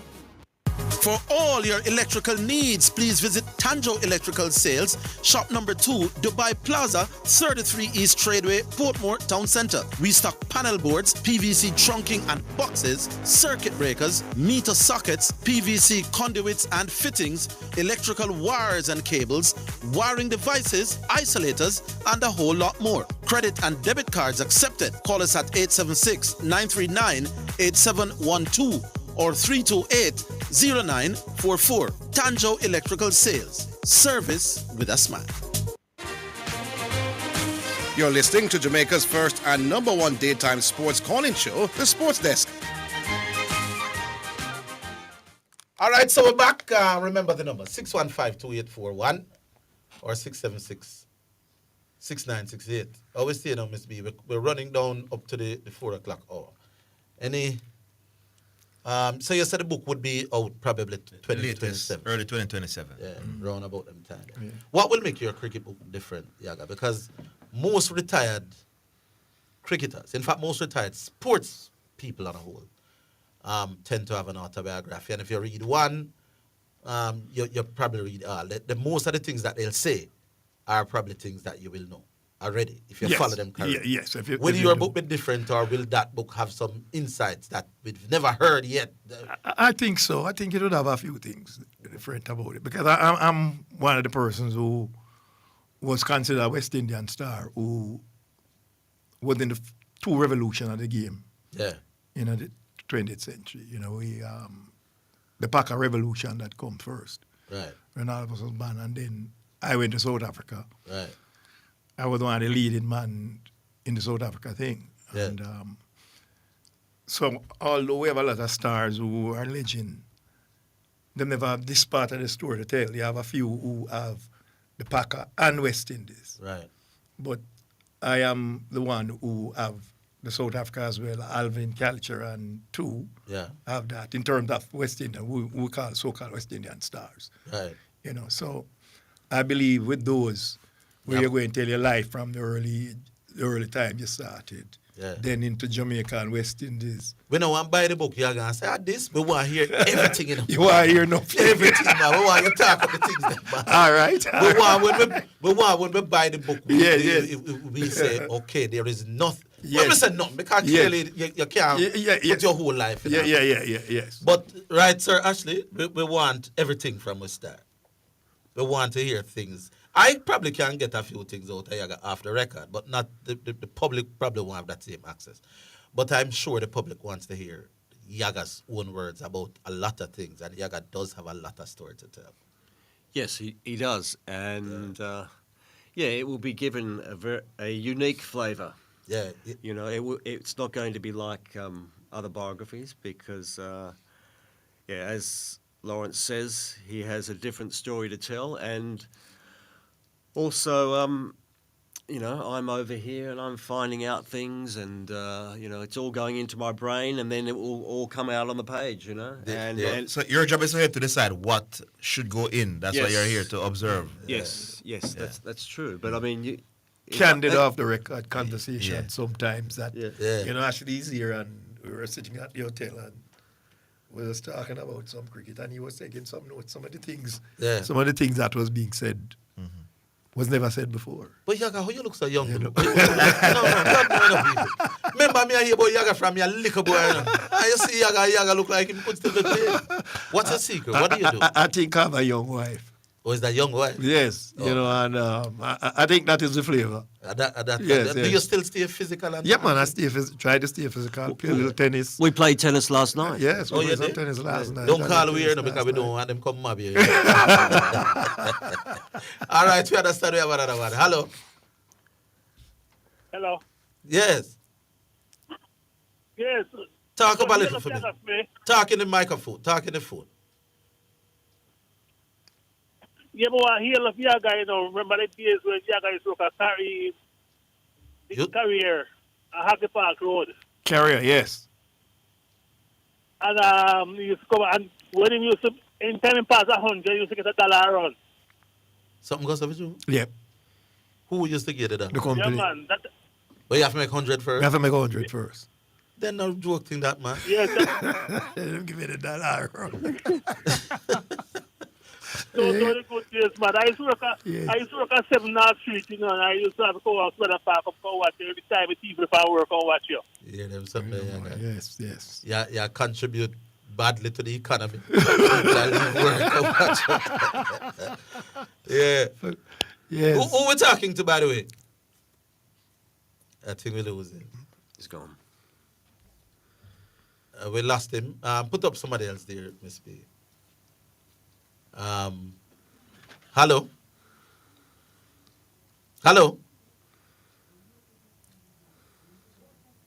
Oh, them drop. So a company used to pay $1 runs after you make 100. What kind of competition was this? No, it's not a competition. It's the company itself, Carrier. I used to work at Carrier, you know. What's Carrier? They used to do air conditioning. Oh, that's Caribbean Air Corporation, I think it was. Yeah. Condition Air Corporation. That was your first job after school? Yes, you know. Job. I used to control the stock. I was a clerk in the stock department. Yeah? Because I went to a commercial school and I did accounting. Oh, I hear feel. Yes, and before I got to the exam, I had to go on the schoolboy tour in 1969. Yeah, we're coming to the car. And rush off and go on Which the schoolboy tour was that? The 69 schoolboy tour. There was a schoolboy Jamaica team. The Jamaica schoolboy tour. What we call the the U team. The U team. The under 19 The under 19 team. Oh, so you went away with a Jamaica virtual man. It was regarded probably one of the best ever schoolboy side of all. Where no go play? We went to Barbados, the tournament presented in Barbados. Yeah. In 1969, and then it changed to under 21 in 19. So who were there on that 19? On that team? With you. Courtney Daly was the captain. Yeah. You had myself, John Prescott Jr., Sam Morgan. You must have heard about him. Sam, Tremendous opener. Yeah. A man who I thought very highly of. I thought he was a better player than Desmond Haynes and even Gordon Greenwich. Yeah? Yeah. Left-hander? No, right-hander. Right-hander. I think he was truly a very, very good player. Excellent. So that was your first time taking a plane? Yes, funny enough, it was. Oh, you could have guessed that. You know, little you them kind of young about that come from. Yes. It's humble beginnings. Yeah, man. Yes. All right, we understand somebody's there. Hello. Yes, pick up yourself. Yeah, who this? Talk up a little for me. Double D. Double D. All right. Yes, my man. You got Mr. Rowan in the skinky man there, no? Yeah. Yes, Ashley Gray is the next gentleman. Mr. Rowan. Yes, man. In my opinion, your best innings is that innings when you have been collected and make a double century partnership in Australia one Sunday. It was among them after Sunday night in Jamaica. Remember that back there? That must have been 75-6 in Brisbane. But it's yes, remember that first test. Yeah, both of us made on. And a bouncing pitch, hit all about and nobody. Remember that match there? Yes, I remember that. I remember in that game, I would say I got my first chance in one of the test 100 that I made. Yeah. I was bowled by Tomo with a no ball when I think about 13. Yeah. Licked the half stump so far. And I was walking, and then when I look, I see the umpire. And stretch out. Okay. You know.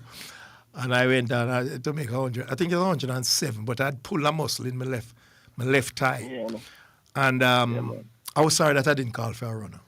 I gave him my wicket. Oh. After the partnership, both are out early after that. Collection never pass 110, don't? Yeah. We batted ourselves back into the game. Yes. And we probably could have won that first test. There are a few little things going here right there. We probably could have won that first test. I was Al Kubwa at that time, and I was very, very young. Yes. In a grade 2, remember it? Yes. Very lucky you at that time. Yeah, the man himself. Yeah, man. 8 years that age. Yeah. Who we talk? Oh, you said double D. Anything else? Yeah, man. Yeah, man, it's that me have to say. Big up on yourself. That you have to say. Man. Yeah, that's 75, 76 tour, and we get 5-1. But I remember reading about that tour. Tony Cozier is saying the West Indies dressing room was like a hospital casualty ward. Be a bandage and blood bath. By the time the tour done, me, I said there was some bickering because I lose. What was that like for you? Well, 5-1 under the if you look back at that series, it was closer than the result indicated. Yeah. And we won they won the first test and we won the second test. That second test. Roy Fredericks made 169. One of the best innings. Widely regarded as one of the great innings. One of the great innings. I've seen clippings of it. Who come right through. Days. And the funny thing about that is the Australians were the one who called for crash helmet. Yeah. They were the first ones called for crash helmet, so we need helmet to back this attack. On that same tour? On that same tour, after that second test was finished. And what happened was that we lost our backup bowlers. People like Keith Boyce and Van Bernholt broke down. When they broke down? They had injuries. Oh. So the backup bowler that we had now, remember that was Mikey's role in first tour. Yeah, man. And he came on so strong that Andy was the spirit of the attack. And then Mikey had come on so well that they were matching the Australian quickies up front. Yeah. But where we had lost it now from the second test on was the backup bowlers that we needed when these guys got a little windy. When we used to go down? Holder and Julian? Holder and Boyce came on the top. Keith Boyce, they were injured. And then we had to use Bernard Julian. The second string now was a little bit weaker. We didn't have the firepower. So you're saying if we had our full team? If we had our full team, I thought we'd have much closer series. Okay. Much closer series. Back on line. Hello. Hello, good afternoon, gentlemen. Yes, man. Who is? Andre. Oh, Andre from up foreign. This man is a serious cricket man. What's it? Yes, good afternoon, Sir Rowe and Mr. Ashley. Yeah. Hello. Just a few questions quickly. Firstly, Mr. Rowe, this one's for you. I didn't start listening to the program. I mean, at the beginning, so I don't know if this question was asked, but I'm going to ask the toughest Caribbean bowler that you would have faced in a career. The toughest Caribbean bowler that I faced in my career, regional cricket. Yeah, regional, yeah. We're going to say quickie or spinner, or you're going... anyone it is? For you, yes. For me. Whether it be quick or, yes. Wow. The man I feel nobody was tough enough. And that man really tried to say that. I think I played everybody fairly well. You know what I'm fairly well. The man I feel who was the toughest? But I would say Andy Roberts. We had a serious encounter back at the Antigua Recreational Ground. I think that would have been about 70 something there. And a wicket that was very spicy. Yeah. And he was coming. Yeah, man. And you talk about the rivalry there. Yeah. I mean, these guys, they were coming at us, When you were the batsman for the West Indies and regarded as good, and you're going up against one of the West Indies star fastball, you better open your eyes. Yes, they're coming. Yeah, these guys were coming at you. Andre, the man said maybe, Andy, but that's just maybe. Can't bat everybody easy. Maybe. Yeah. Right. And in terms of conditions, where in the world do you think is the most difficult, or where for you to that you'd have played? Trinidad. Oh, it's a Trinidad. Okay. Trinidad. Why is that?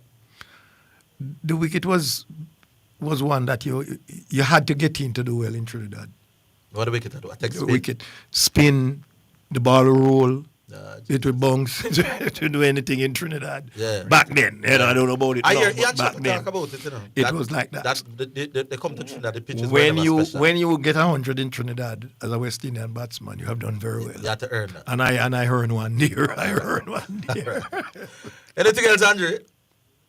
Yeah, quickly. The question for Mr. Ashley. I realize that most of these current Australian bowlers, they're in their 30s, on the wrong side of 30.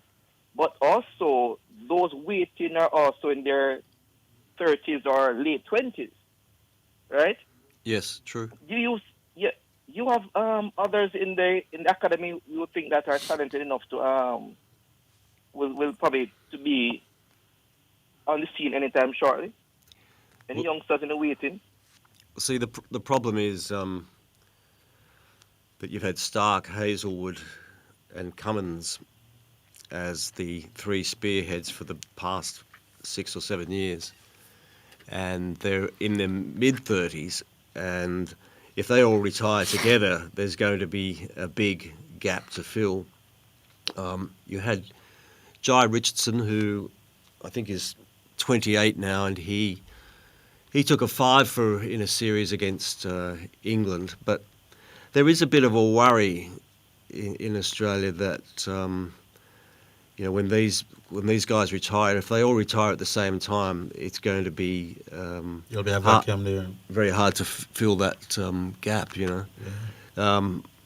That said, I mean there are always guys coming through in Shield cricket and also even in T20. So.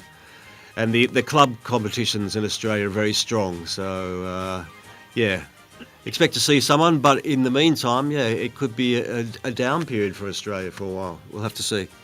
All right, hold on, Andre. We take the break if you want. You want a minute after? Yeah, I got a minute after. All right, we'll give you a minute after. We'll come in. Looking for unbeatable prices and big savings? Come to Howie's Grocery Wholesale and Retail. Whether you're buying in bulk or just picking up dinner, we've got fresh produce, quality meats, and everyday essentials, all at prices that stretch your dollar. Stock up and save more for what matters most. Because when you shop at Howie's, your money lasts longer. And remember, before you stress, try Jesus. For free delivery, call us at 876-827-1334 and visit us today at 9 Shelley and Fraser Price Drive, Kingston 11. It's now time for Sports in a Minute, sponsored by Edgechem, Western Sports, Megamart, Spectrum Insurance Brokers, Dangel Auto Spares and Accessories Limited, and Fosrich. Newcastle have completed the signing of Nottingham Forest winger Anthony Alanga. 23-year-old Sweden international will add to Eddie Howe attacking options as they prepare to return to the Champions League following a successful 5th place finish in last season's Premier League. Alanga scored 6 goals and provided 11 assists for Nuno Espirito Santo Forest during their successful 2025 Premier League campaign. And that's your Sports in a Minute. Sports in a Minute was sponsored by Edgechem, changing lives 1 gallon at a time. Western Sports, the sports people. Megamart, best value by far. Spectrum Insurance Brokers, setting the industry standard. Dangel Auto Spares and Accessories Limited at 20 Balmoral Avenue, Kingston 10, and shop number 10, 1A Chapelton Road.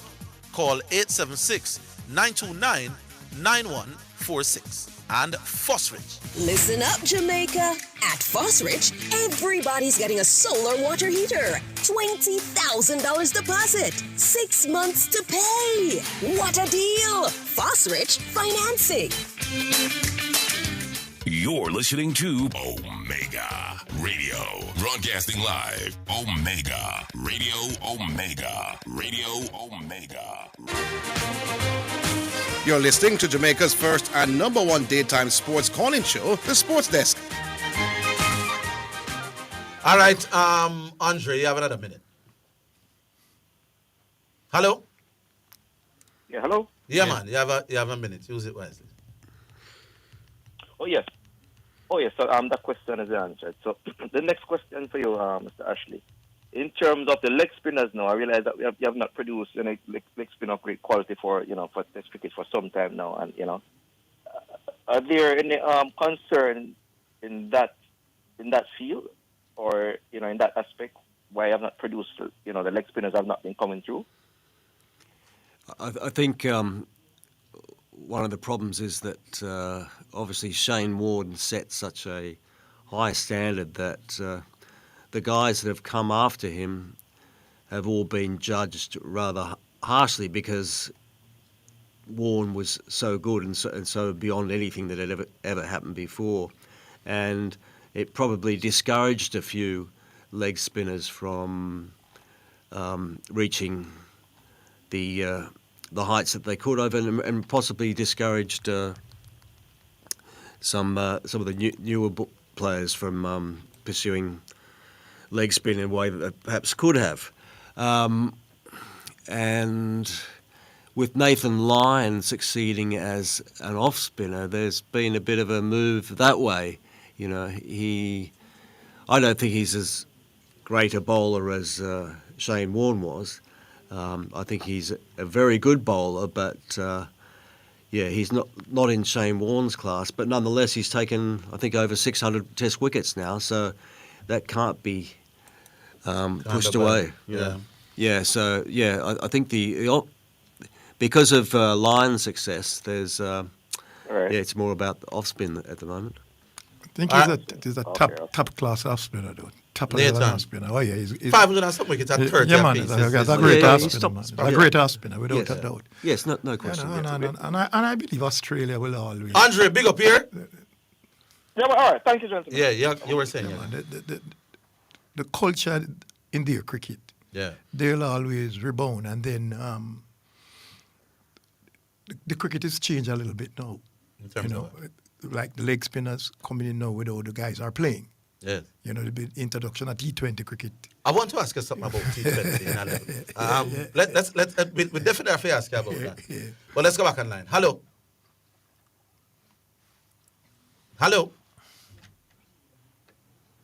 Somebody's there? Hello. Greetings, my boss. How are you doing? Auntie Bramble? Yes, it is. How are you, Auntie Bramble?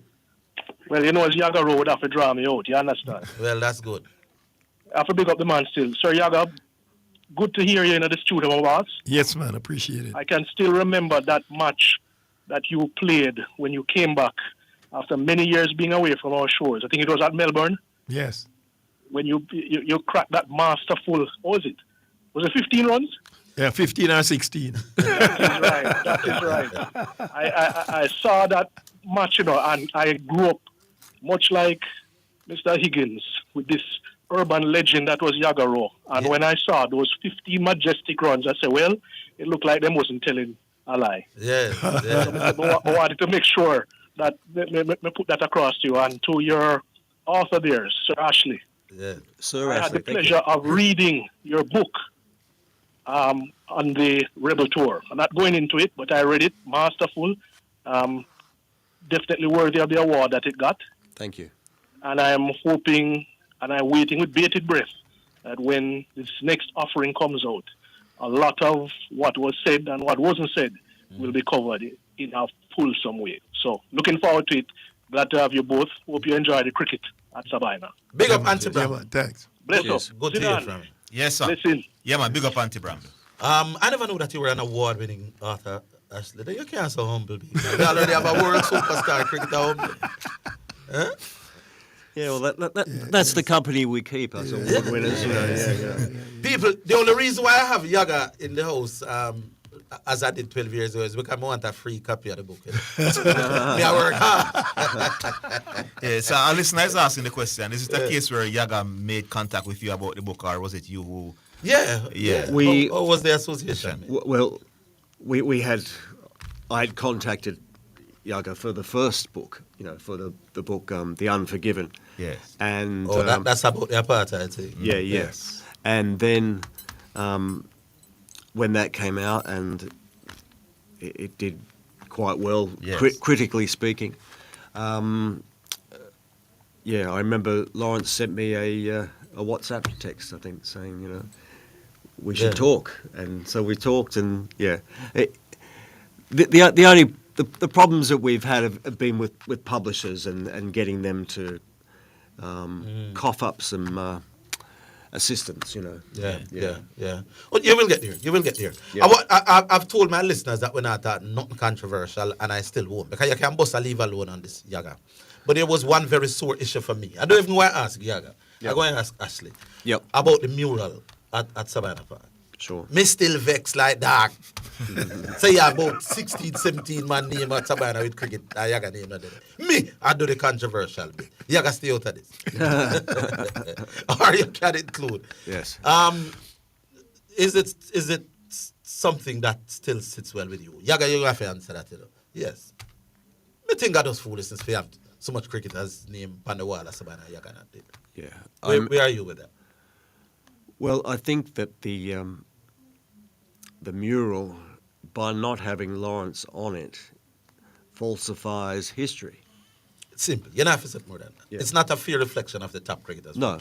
So, to exclude him is to unjustly cancel him and put up a record of of Jamaican cricket that isn't accurate. So, simple. Yeah. Yaga, you want to leave alone, or you want to say I want him? No, I'll say a little piece here. All right, go on. Well, the surprising thing, I'm not a man who, if they don't do anything for me, it's all right. Then all right it's not in a life. problem. It's not a problem. We can't say all right. People, Yaga, all right. It's not a problem. But a couple of years earlier, they had named me one of Jamaican 5 best cricketers. So can you name me at a function earlier? at Pegasus? At Pegasus. Let me remember the function. Yes, man. So how can you name me as one of Jamaican 5 best cricketers?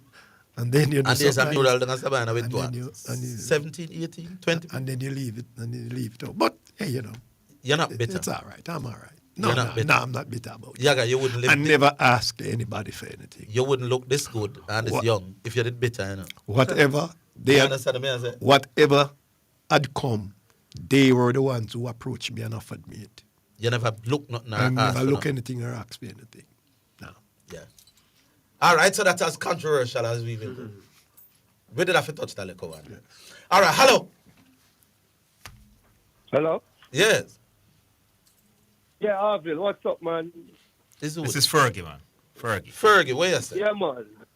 Yeah, the great one. So, I just want to say, it's a pleasure to hear one of the greats, not just of Jamaican cricket, but West Indies cricket.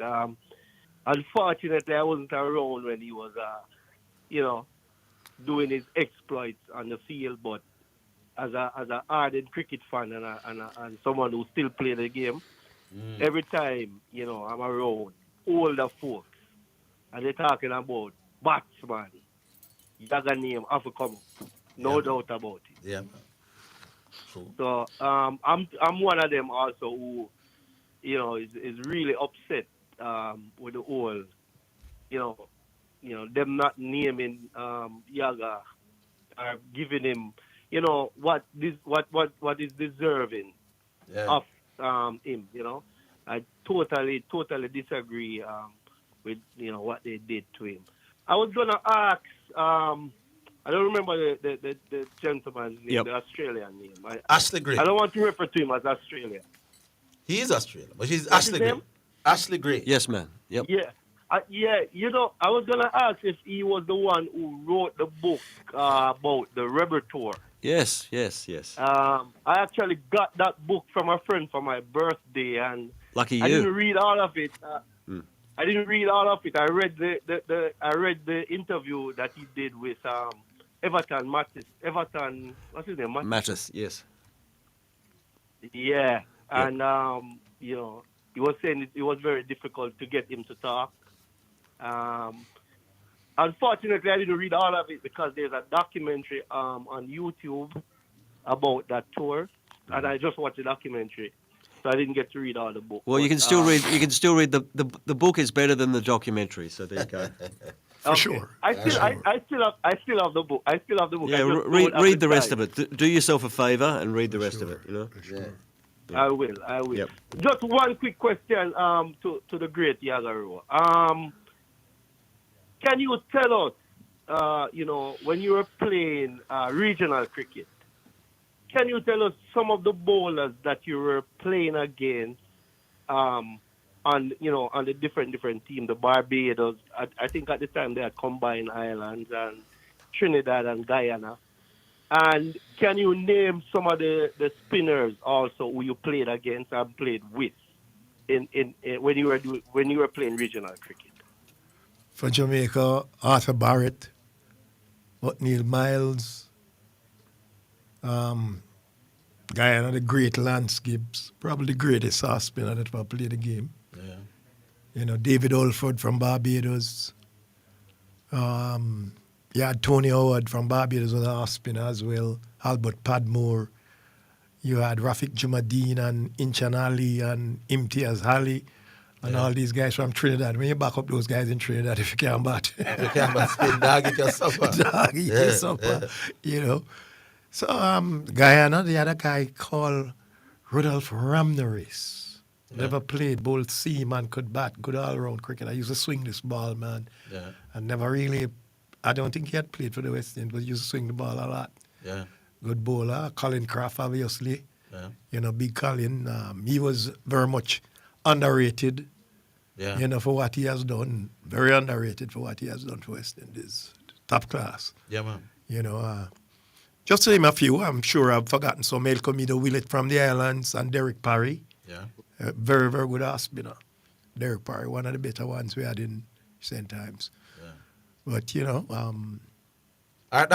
those are the names. That Fergie, come right up on the break. I'm sure I missed some, I'm sure I'm going to miss some, but, Did you play against a left-hand spinner from Barbados? Just one quick question, and that's it. One more quick question.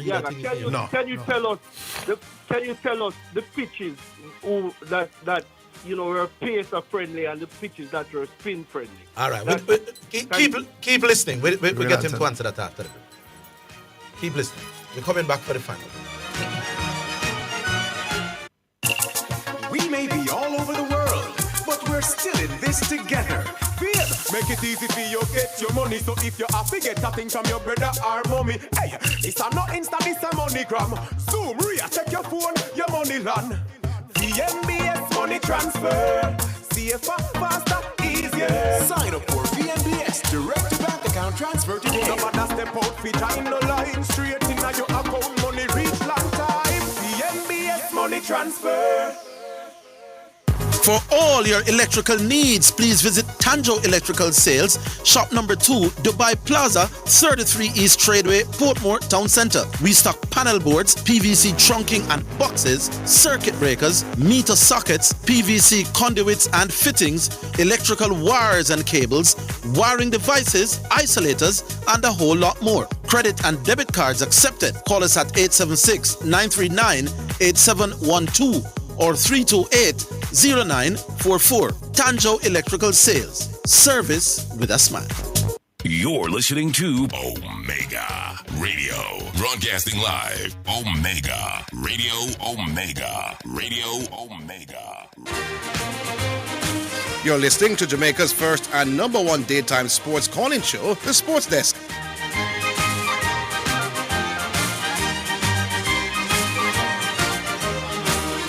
All right, so, final segment regarding we're going to some YouTube. Final segment. Yaga, the man, wanted to know what were the pitches that were good for batting, good for pace, good for spin. I think Sabina Park for me, I love Sabina because it helps both people. Yeah. If you're quick, you can do well there. And if you can really spin the ball, you can do well there. Yeah. And surely, I have proven that if you can bat, you can make a lot of runs there. Barbados with another track that give that kind of assistance to both parties. Yeah. Trinidad now was the real rough stuff.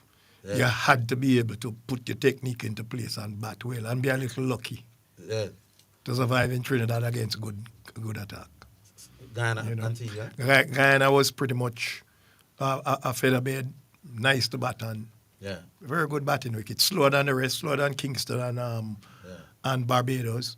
Antigua was also a good batting pitch after the first morning. It was really... People asking me, how did the name Yaga come back?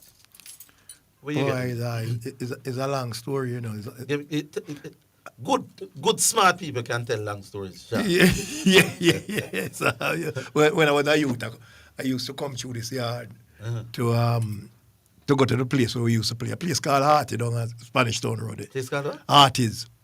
They used to have a leather factory at the front. And at the back, there's a big open field where we used to play cricket. In Spanish Town? Spanish Town Road. Spanish Town Road, yeah. Yeah. Right behind Haile Selassie School. Yes. Behind, the Haile Selassie School on Payne Avenue. Payne Avenue. You know this. All right. But even so, you don't know that. Payne Avenue. So we used to play behind there. And I used to come from my house at Oakland Avenue and I had to go to a man yard that had some dogs and things. And the dog rushed me one day and I start bawl out a song. I go, yaga yaga. I run through the yard. I go, yaga yaga. I see yaga yaga. No, run through the yard. I laugh out the joke, yaga. Run through the yard. And that is what I was shouting out. You understand? You shout out what exactly? I go, yaga yaga. Go see yaga. Yaga. It just come out, yaga. And it come out. And from that day, my friend them start calling me yaga. So where did you get that statement from? I do not know. It just come out at the time when the dog rushed me. Dog rushed you say, yaga. And they call me yaga from there. Oh, so so how would they hear you? The dog rush them? Well, we were going through the yard. So it's more than... So the dog come over me. Enough of we was going through the yard. You know, I start saying, yaga. Yeah, that's not man. So we start to sing it, yaga, yaga, yaga. I go, yaga, yaga, yaga, yaga. But yaga was the thing that come out. So you have a dog them with that. So what happened after that? They don't if a country them dog they get poisoned with it never changed. We go there and from that day it was yaga. So how do you go back through that yard again? Well, we always go back through the lane. That was a shortcut. But no more shortcut. So we nobody take the shortcut to go the other way for reach out there, you know. No one dog. We don't like dog. Yeah, no, I don't like dog. No. One time a friend dog bite me right upon my lip. Yeah? When I was probably about 14, I went to his house, shout him out, never realized the dog was at the bottom of the gate. I'll see it. And he just jump up and bite me. And I met a good man after that, Dr. Jones, C.C. and M.L. Jones from Agle Park Road. The men look after me. They were Kensington members at the time. I was a young, about 14, 15-year-old boy. And later years when I went to play for Kensington, they were there. They were members of Kensington. Them fix up and the dog them remind me, them is the one who fix up the dog bite. Yeah. And you know, for all these years, they look after my parents. No charge. Yeah? Yes. Your parents, well, we're not getting into the history. We'd probably need another program to get the non-cricket side of Yagaro. But good to have you in the studio, man. And Ashley, thanks for coming in as well. Thank you. It's been good fun. It's been good fun being here. Being good fun, man. Yeah. But we will definitely link up. I will, between now and... You say you're going to be here till Friday? Yeah. And the test matches. When you come in, by the way? Is today you come, Yaga? No, I came Thursday. Today what? Today or Friday. Yesterday you come. Yesterday as well. Wednesday night. Wednesday night? Long trip. But you still look like you're jet lagged. Yeah, man, he looks tired. You look tired with you. I am. Yaga ensure that when he goes back to wherever you stay, you don't leave your bed for a little while. And things. Yaga, you came around to you show him. He's a busy man. He's the one who's carrying me around because Ashley has been here before. More often than you in recent times. He came around and thing, you know. And what's your favorite thing about Jamaica? The times that you're here. I like the food. I love the jerk pork and the jerk chicken. Yeah. I love the music. Dancehall music and reggae music. Yeah, I like probably more the sort of retro stuff, from rocksteady to early reggae. Who's your favorite rocksteady artist? Back in that era. You probably can't remember. Hang on, I'm just trying to think of... Bob Marley, Alton Ellis, John Hall, them kind of names. Yeah, those guys. Pat Kelly. Pat Kelly. You know, me and John Holt and Pat Kelly at school. Who was the one that's... I know that. Yeah. I was a younger boy to them. Which was your favorite artist all time, Jamaican artist? Wow. It's a tough thing, but it's quite a few of them that I like. I call 3 or 4. Dennis Brown, Bob Marley. You're big on reggae music still? Big on reggae music. Big on it. What's your favorite Jamaican food? Ackee and saltfish, man. Yeah? Yeah, I love me ackee and saltfish. Still? Yes, man. You can cook and them things like that? No. You can't cook. I can't cook, but you know, we couldn't cook that even water. Yeah. It's COVID, you know. Yeah. During COVID, when you couldn't go away. Yes. I learned a little thing, so I can steam like a rice and thing. Yes. What about? I do my eggs and thing. I use an egg cooker up there, you know. Yeah, up a Florida. Yeah, egg cooker and thing and do my thing. Yeah. You know, my wife always laughs at me. So you're the biggest critic of food, but you can't cook. What other sport you follow? Are you just follow a lot of sports? Tennis. I follow a lot of American sports now. The NBA, the thing, NFL. You know, I watch them. Watch those sports. Soccer, occasionally still watch soccer, but not as much as. Did you play any other sport? Yeah, man, I was a good soccer player. Yeah? They said I was a better soccer player than a cricketer. At what age that? At an early age, when I was about 10, 11. So. Yeah? Yeah. A lot of people thought that I would have been a football player than a cricketer. Did you? What made you choose? What made you switch or choose? You know, I was playing on the field, the same field that I tell you about earlier. But the aggression? Yeah.